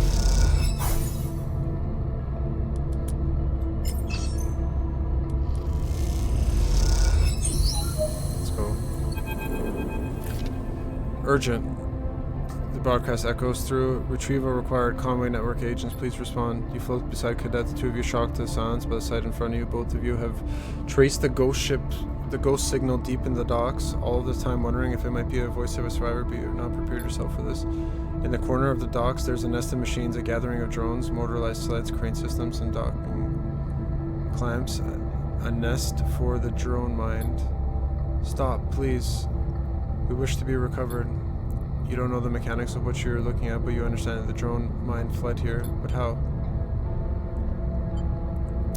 You exchange a look, you watch, we won't hurt you. Recovery requested. Confirm Conway extraction role and identity. You wonder what this mind knows. Is it just an interface designed to speak between humans and drones with a recognizable cadence of intelligent speech? Or is it a thinking machine? I gotta bring Junie on every quest, man. I'm so dumb. She's like the tech expert. You hear a click as Cadet switches to a private channel. This thing is a weapon. We should be careful what we say here.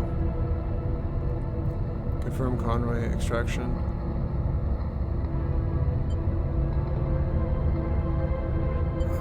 lie to the drone. You make up a designation that sounds confirming with central command. Confirmation impossible. Connection severed. Retrying. Look, it's hardwired to the station. You look where she is noting, and you see a single thick power cable snaking from the industrial wall outlet. The nest is cluttered around the other end, huddling close to the fading power supply. Urgent. Broadcast starts. Please respond. I order you to deliver a report on your current status. This is a direct report from Conway Control. Confirmation impossible. Connection severed. Temporary bypass active. Cognitive function minimal. Power supply minimal. No drone units connected. I am alone. The shift between communication registers between formal human setting. Code center compromised. Data extracted by third party. Self-destruct disabled. Purge protocol disabled. Parts of the nest fall away. The power draining faster as the drone mine attempts to draw more from the station. Please. The drone mine, please stop. Did you destroy the station? Cadet moves. Close now, bearing down on the nest. It's a little more than a pile of broken machines cowering in a corner as the power fades. Self-destruct attempted. Process failed. Hardware purge attempted. Process failed. Self-preservation protocol activated. Propagated to the station network. Station failed. Central failure imminent. Please stop. Please stop. It didn't do this. It tried though. It tried to destroy itself and take the station with it. It escaped into the network and ended up here. It isn't responsible. Responsible or not, that's enough. Cadet reaches over and rips out the power cable, the nest shuts off. The bay goes dark from what was left of the drone mine. Whatever protocol or data escaped into those machines in their network, it's gone now. There's no hardware left. Come on.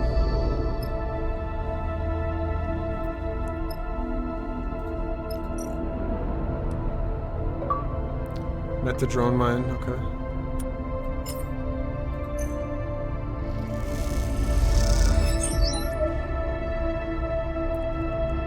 I mean, do I have anything to lose? I guess not.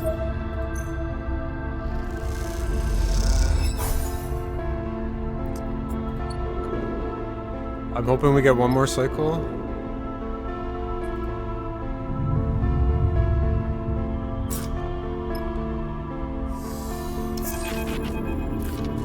Another flick in the dark before waking, and the numbness that follows soon after. You wake slowly and stare out at the flickers.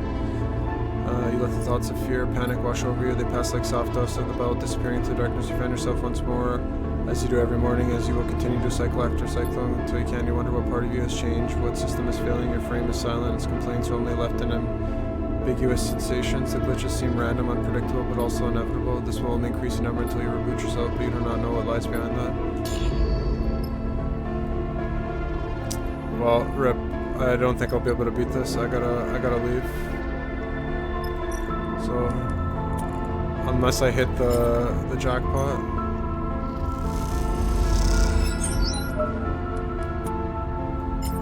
I don't think it's possible.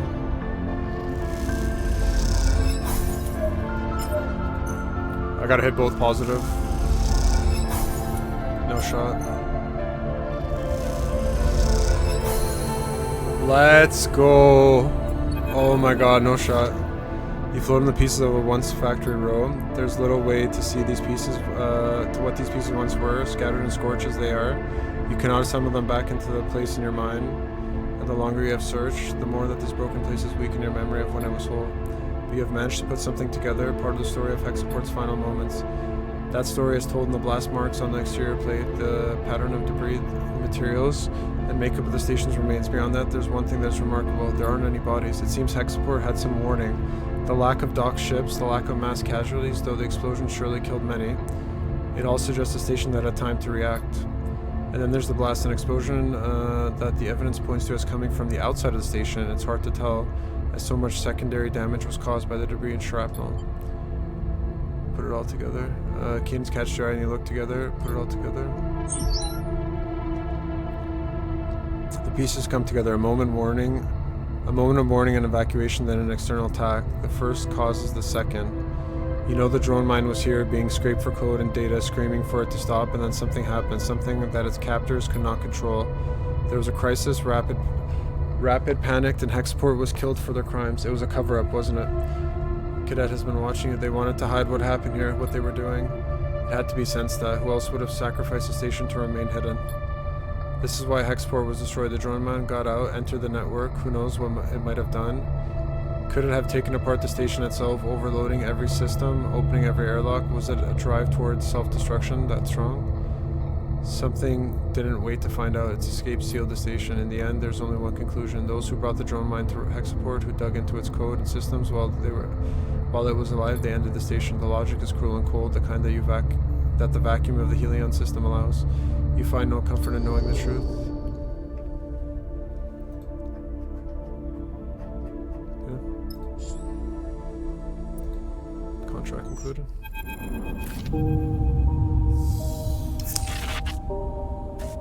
There's not much to celebrate on your return from the remains of Hexport, but are glad to be here back all the same. There's something not surprising in that. Darkside is a haven, not a prison. The slowly occurring idea of this overgrown city has a home. As you have seen in Hexaport, stability cannot be taken for granted, and not anywhere in the belt, but Darkside has a solidity and life that feels like it might endure. Cadet catches up with you. We need to talk. But not here. Come, I have something I want to show you. Cadet leads you up into the deep part of the dark side, through quiet corridors and bustling streets on paths you didn't know existed. As you glide after her, the station seems to grow in your mind, its possibilities multiplied by the routes that pass through it, just through here. Cadet leads you across a covered bridge, the view on either side looking down of caverns of lit units. This close to the center of dark side, the air is warm and the passages are quiet here. This is the place. She points at a low and wide entrance with storage racks inside. Next door is a smaller unit with a window looking out to the passage. It seems like a workshop, perhaps abandoned or never finished. It's a dust and darky place. I've been keeping an eye on it. It's abandoned. She glides in and slaps the wall pad. Light flickers. Looks promising. Oh, I know it's a wreck, but it's a start. When we've been on Darkside, I've been coming out here. I just happened across it, but I knew when I found it. I want to start against Sleeper. She knocks on the middle wall, and this is where I'm going to make that start. What we saw in Hexport, what's left of it, just confirmed it to me. We can't stop Senstat, as much as we can't stop the war. We have what? The drive, our suspicion. Senstat is vast. How could we pin this to them, even if we want to? She looks over the workshop. I don't want to think about it anymore. I want to start again. I want to work, to ride my bike and courier packages till I fall into my bed at the end of the night. I want to build something here in spite of everything, in spite of the fact that they could take it all away, because that's the point. To go on living without conceding, to go on building or trying to build somewhere, something where we can find it. I understand. You could do the same, you know. We don't have to beat ourselves senseless against the truth. My old life is gone. Clearing my name on the far spindle doesn't matter. The spindle jacks will have forgotten me, but this place, it doesn't know me at all. You know where the drive is, what it contains, you know what happened at Hexport. Take it away from me. It's yours. I can't carry this anymore. We should do this together. There's no future in this. I will be here building something. If you want to do that together, then we can, but not this. My travels are over. If you need to find me, I will be here. Thank you for all you've done. I hope you can understand why I need you to do this. She turns and disappears deeper into the workshop. You think of the drive buried in some deep compartment within the scatter yards hub, filled with data work destroying a station. It's yours now. But you wonder as you crash back through your mind, how can this all end well? Deal with the drive. Where does that take me?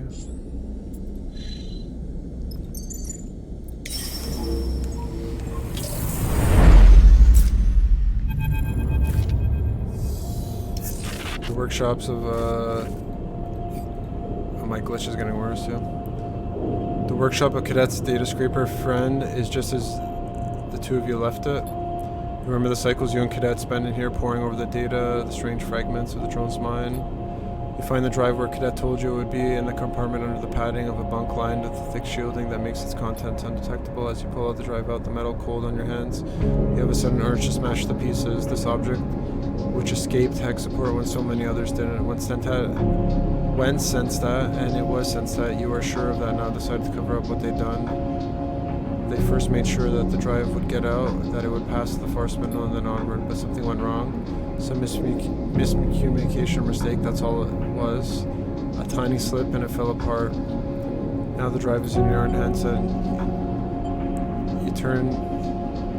I think I take it. I smash it. You know the drive contains Conway access codes, control codes, perhaps more besides that of great value that would win a war. You also know you're sick of thinking about it. Take the drive. You slip it into your pocket, you head back into the rig. As you do, you turn the drive over in your pocket, unsure what the next step might be. As you glide through the hub, you pass the shop fitters and crews, all moving on their own vectors. It feels strange to carry the drive past these people, all of them totally unaware of the threat it might pose. Excuse me, a stranger. Can I ask your help for something? Their sudden appearance shakes you out of your thoughts. You suddenly approach. You look at the stranger. He's roughly dressed in a heavy coat. You could have passed him. I'm looking for something. A little lost drive. Who are you? The matter concerns my client more than me, so introductions won't be necessary, but the drive belongs to my client, and you would be very happy to see it return. Suddenly something catches your eye, set of dice. It looks like to play Star and Stroke, and the stranger is playing with them in one hand. What makes you think I have it? My search for the drive brought me to Scatterers, but from here the trial went cold. That was until you arrived. Then the trail lit back up again, just like that. The stranger moves his hand in his jacket, a pocket a little, and the shape in there, a box impression in the fabric. My client never intended these events. You must understand, one of their other contractors proved to be overzealous in an attempt to conceal their mistakes. The result was a regrettable situation you saw in Hexaport. But all for nothing. That would be a waste beyond the original act, piling insult to injury. The stranger, there is much to be gained in the system, desperate for peace, for war to be ended, and wars tend to be ended when one side concedes. I don't believe the truth does not necessitate your belief. Only a few possible futures remain for the belt. My client will facilitate one of better ones. That's why I'm here. But if you need additional persuasion, I am authorized to offer you 300 cryos, a reflection of your efforts. Now, can you return my client's drive? Break the drive. You grip the drive in your pocket so hard that the casing of the crack. You see the stranger's eyes flash a warning. You dash the drive against the metal wall of the passage, splintering it into 1,000 shards. A regrettable decision. You hold yourself ready, expecting a retaliation, but does not come. The stranger simply turns and clunks away of the passage. Your transaction is complete. You head back to the rig. As you do, a weight lifts with each quarter. As you board the transit shuttle that will take you to Marco's yard, back to the rig, you think of Hexaport, what is left in that plaza. You will never forget what happened to the station, but you will need to let it sear in your future. Cadet refused to be sucked into that web of secrets, now you refuse to. There will be no account of Sensat's crimes, there will be no reckoning, but there will be life outside of the future they want for the belt. Interesting. Refused to hand over the drive from Hex. Oh, that was actually considered a major event. Oh shit.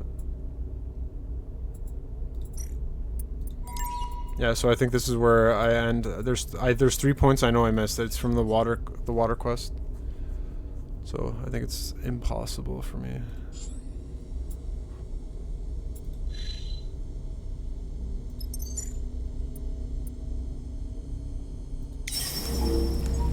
This should be it.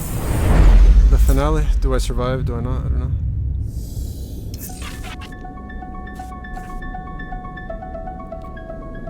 Get our supplies in order just to have it all.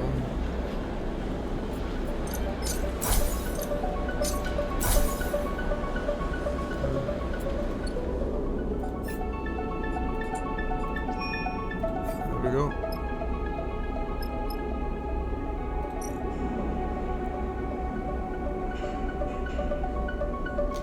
Oh, wait 2 more cycles to... Okay, so I'll wait for her just to see what happens.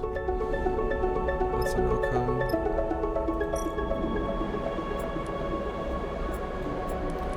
Guess I can do a little work.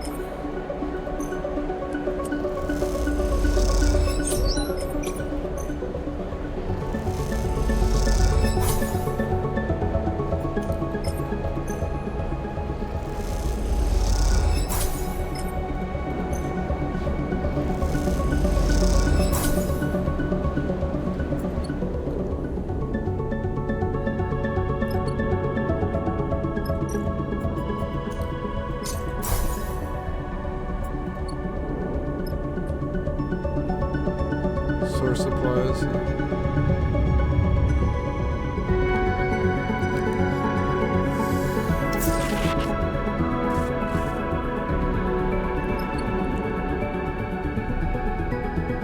Kinda needs 1 more cycle. Well, I've technically... There's 1 quest I haven't done, and that was the Gambler's Den on the first place, but I don't have engaged, so I'm not even gonna bother. But other than that, I pretty much, I'm pretty sure I did everything. Whether I got the outcomes I wanted, that's a different story. But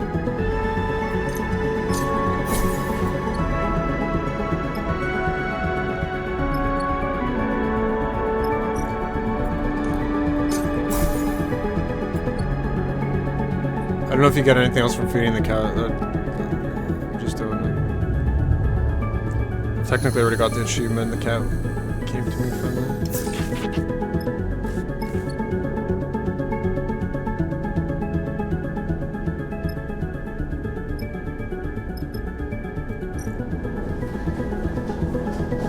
Oh, this is just her. Okay. So she just built a shop. That's fine.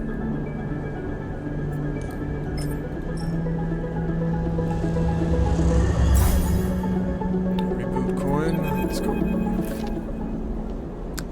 You turn Serafine's coin over and over in your fingers as you stand in flicker row. Crowds pushing past on their way to whatever future awaits them. Your fingers glide over the worn metal as you imagine Seraphins have, Tala have, in moments of anticipation. Perhaps others, before the cone came to be Tala's, have repeated the same ritual, the same nervous routine, but their fingers were human, born, not made. This intrusive thought makes you slip the coin into a pocket quickly as it had been delivered, as if it had delivered a shock. You hear a hiss, and the doors open, revealing Ankita. You see her eyes scan the crowd almost defensively before she spots you there and nods in your direction. Hey, Ankita. She looks around for a moment. She looks tired, but her stubbornly ferocity bubbles under the surface. Bliss is waiting for you. She nods, which I guess is why you're hanging around out here nervous. How are you doing? She smells at your attempt to buy more time, keeping busy working with the ex-Uxtubo factions, trying to keep this place stable. Getting on with what I had to do, she shrugs. I recommend it. Ankita looks away. I just remembered I owe you an explanation. I promised to tell you why I wanted Utsubo out if we managed it. She shakes her head. I guess I'm not very good with promises. Why did you? I grew up your sleeper. Did you know that? She doesn't wait for an answer. After I came to the bell, after Bliss and I... Oh, her and Bliss were dating, I think. After I came to the bell, after Bliss and I, she pauses, not wanting to say it. When I had nothing left, this is where I came, and when I got here, my home was gone. Those Utsubo bastards had destroyed us, strangled the life out of it. I was looking for something to fight for on my own terms. Darkseid became that for me. She sighs, that's all you're getting. Promises kept.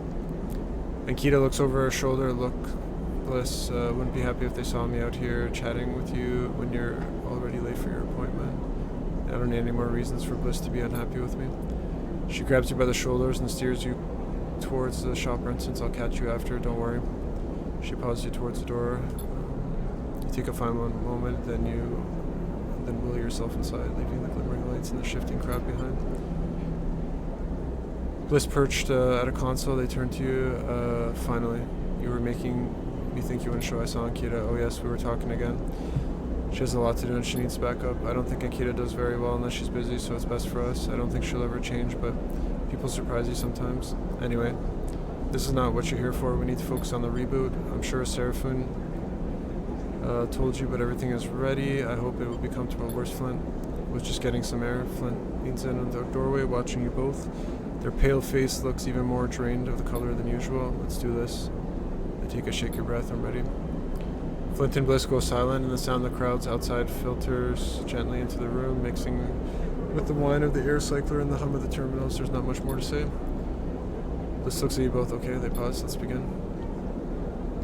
Bliss helps you and Flint onto your couches. You settle there and slide your arms and legs under the straps. That will keep you in place. The connector with its thick build of wires waves above your head. It's hard not to feel exposed lying here on your back, anticipating what is to come. It is even harder when the memory of you waking up to this very same ceiling with its bundles of dangling tech and scratch plating forces itself into your mind. You have been here before. Last time you woke up to fear and panic, woke to a desperate escape in a shattered mind. A reboot interrupted. The thought sets you trembling. But then, staring up at the same ceiling, the trembling dissipates. After all, you are back here now. That means you survived this crisis, grew from it. You took the hit and bounced back unbeaten. All good there? All good. How about you, Flint?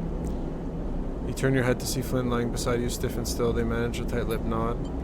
Looking at Flint staring at the ceiling like you were a moment ago, you feel a rush of sympathy. After all, they haven't faced this before like you. They are stepping into a future they cannot see. You've been here before. Now you are just completing the journey. Reach out to Flint. You raise an arm, reaching across the gap between the couches, and your hand touches Flint's. They do not look at you, but they grip your fingers in theirs tightly. Flint's fingers feel differently to human fingers. The thick vinyl skin, the repair patches, the pressure of the metal skeleton beneath. You know that this is what your touch feels like too, and the recognition is like a connection being made. You close your eyes and feel something flowing between the two of you, a solidarity embodied that it reverberates within you.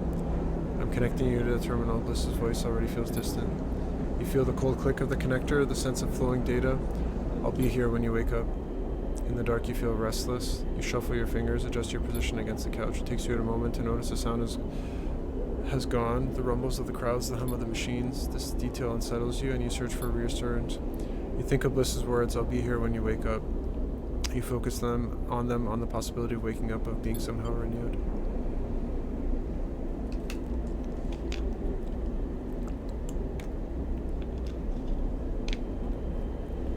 But what would that renewal look like? Your eyes blink. Bliss, Seraphine, and a renewal, but what then? Dark side. The station, yes, with its thronging thousands. Where else to be but the heart of the starboard belt as it transforms? You put yourself in the city station just outside the doors, perhaps, among the bright signs or higher, in the one of the ramshackle towers that look down in the ceaseless flow of dark side. The projects, the possibilities, the neon paths, you choose one. Seraphine and a crew. Yes, the path that was always bent backwards towards home, no matter how far it travels. The rig and a crew. Somehow you know, and some yet to be met, pushing out into the belt with a hold full of supplies and a contract in your mind. An image in the cockpit with Seraphine looking out there in the stars. An image multiplied many times, with many moods and textures, but at the heart of it, an unspoken link between you and your pilot. And a knowledge that dark side will always be your home. You'll fly until your drive runs dry, and the hull plates flake off, and your bones become the scrap that this place is built upon. Then you feel it, the insistent pulling of a thread, the unraveling of your very self. The reboot comes slow and icy, seeping into your mind. Little pieces of you flake into the flow, fading with distant. You hear a voice, Bliss's voice so far now. You reach for it, stretching your every sense towards its familiar warmth. I'm starting the reboot. It's a whisper into the wind, pulled away from the moment it is spoken to you on the other side. All of a sudden you wish you could make it stop, the incessant entropy of time, the tumbling of rocks through space, getting further apart, every cycle disappearing into the vacuum ahead. The decay of cells, the degradation of code, the corrosion and the rot and rust. You wish in this moment to freeze it all so you might hang on to it, preserve the warmth, the light, and the softness of at the heart of things. This thought grips you, tears into you, fear, like fear. You feel the ice creeping in and know that everything will be lost, if not now, then mere moments away. But then you feel impossibly Seraphine's coin, worn smoothly by worry, turning in your hands. Time has been pressed into that coin by hands, by fingers. It is an infinite record of transient touches, each one shaping it in some small way. It is worn and worthless, it is bent and broken, and it is beautiful in all of those things. And so you press your thumb against it, your crooked callous thumb, again and again, because you are a broken thing and you have nothing left but that brokenness and the beauty that shines through it. And then, somewhere nearby, a button is pressed, and all at once, one thing ends and something new begins.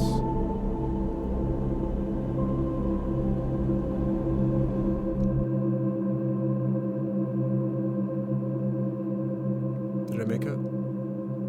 Am I alive? GG's. Actually, it was a good game. I enjoyed it. If I didn't choke the first run, I pretty much would have finished it.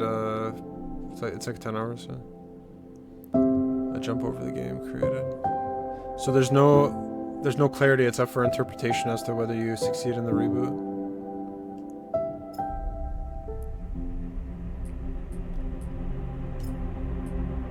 GG's, finish rebooting your frame. I just want to see where I end. 201 cycles, so that's a lot.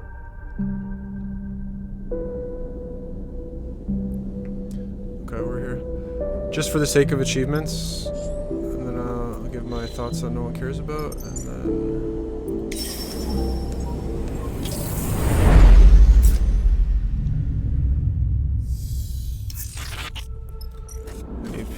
Perfect.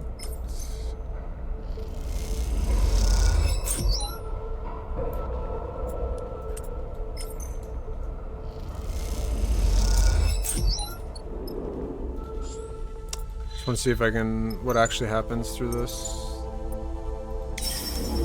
We beat the game. That's a GG's. See if I can get one more achievement. There's a bunch where you have to replay. I know that there's like, you have to do the hardest difficulty if you want. This one I can never do because I don't have engage, so everything is risky for me. Yeah, it's 50% neutral, 50% negative.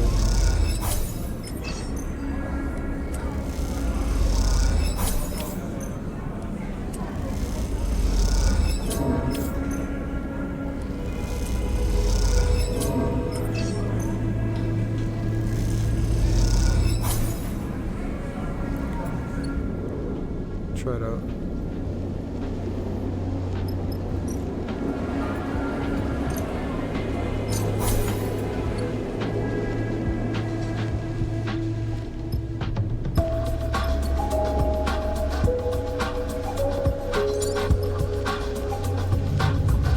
Yep, I know where my 3 points were missed. I'm curious if this is actually one of them.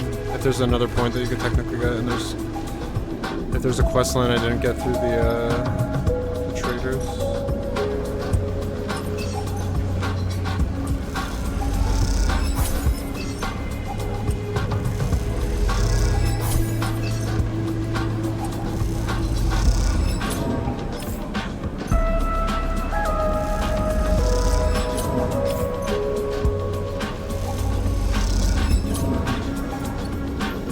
It's gonna take. This is why I didn't want to do it before, because it's gonna take forever. And to be honest, I think this was the right choice. Engage is there, but you get way more prompts on the other ones. So I think like it's like the least, at least from what I saw, the least used. So either machinist or the other character.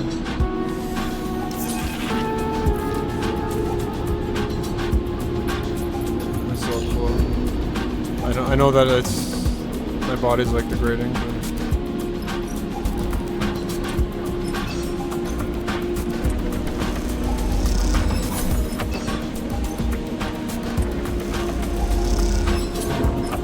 problem is I have to get 6 more. So I'm basically hoping like half my dice will, or at least like 2 or 3 are gonna hit.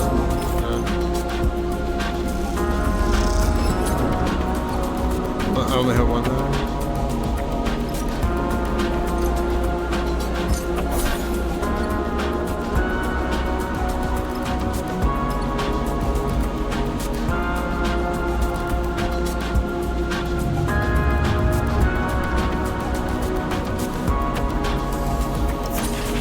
So this will be every quest in the game, if I can get this, without, I don't know if it's gonna, at least crash out.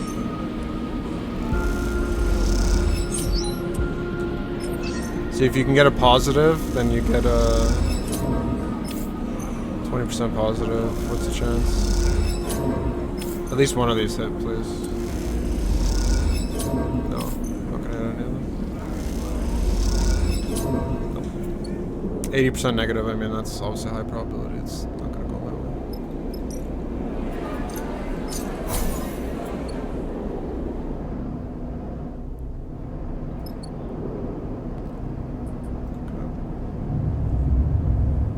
Okay. Hit a few more, see what happens.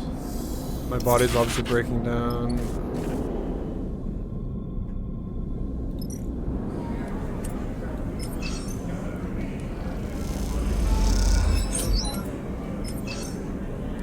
I just need to hit 1, please. What happened?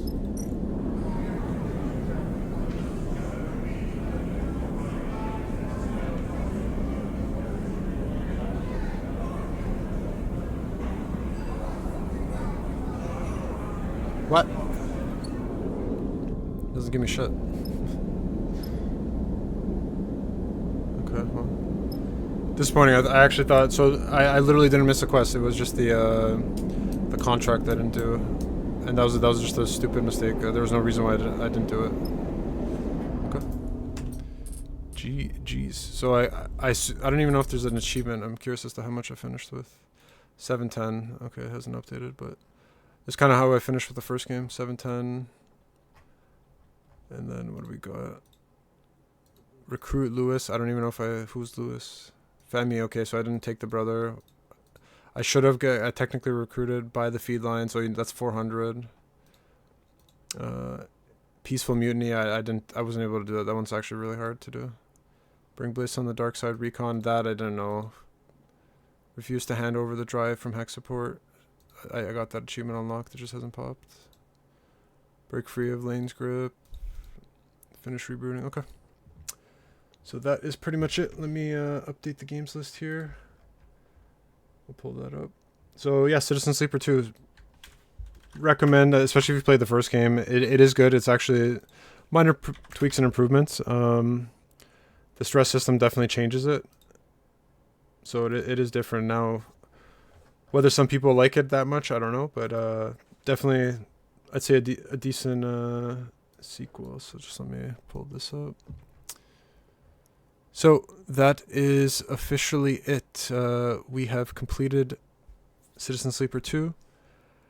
After having beaten Kingdom Come Deliverance 2, next game will be a mystery game, a gripping mystery game, hopefully tomorrow. And then we'll move on to another game with 2 in it, Ninja Gaiden 2 Black. An homage to, I guess, the original. It's not an original remake. It's I guess, a remake of the Sigma game, which is kind of shit, but it is what it is. Otherwise, I guess, honest thoughts. I think realistically I have a bit of a bias for this game just because I played the first one. I think for a random person, it's going to be really hard to get into this, especially if you haven't played the first one. I would strongly recommend you play the first one to get a sense of kind of what this world and universe is. It's not tied, so, you know, that is one thing, but it would kind of be good just to have this sense and background. I think the first story was a little better. But I will say that the decisions and outcomes are pretty good here as well, so decisions have meaning. I don't really know if you can mess them up or if it's kind of forced an outcome, but I assume that you can definitely have different outcomes. So I think my biased opinion in terms of like what I thought of it, I think it's an 8 out of 10. In terms of like realistic, it's probably like a 7 or like a 6.5 out of 10. Definitely a game if you have on Game Pass, I would strongly recommend that you try out. And to be honest, pick it up on stream. I think it's $30 Canadian, so US is probably like $20 if you can get it for like $15. Fantastic game, pretty art. I think these are kind of the devs that you should support, especially these indie games. So yeah, would highly recommend. So that is it. I want to say thanks to anyone that may have stopped by or checked out the VODs for this playthrough. I obviously know it's not everyone's cup of tea, especially the people on my channel are more into the RPGs, the action games, the Gooner stuff, but such is life. We play all different kinds of games. That is just it. So yeah. Otherwise, have a good night, have a good evening. Hoping to be on for the mystery game. Catch you in the next one.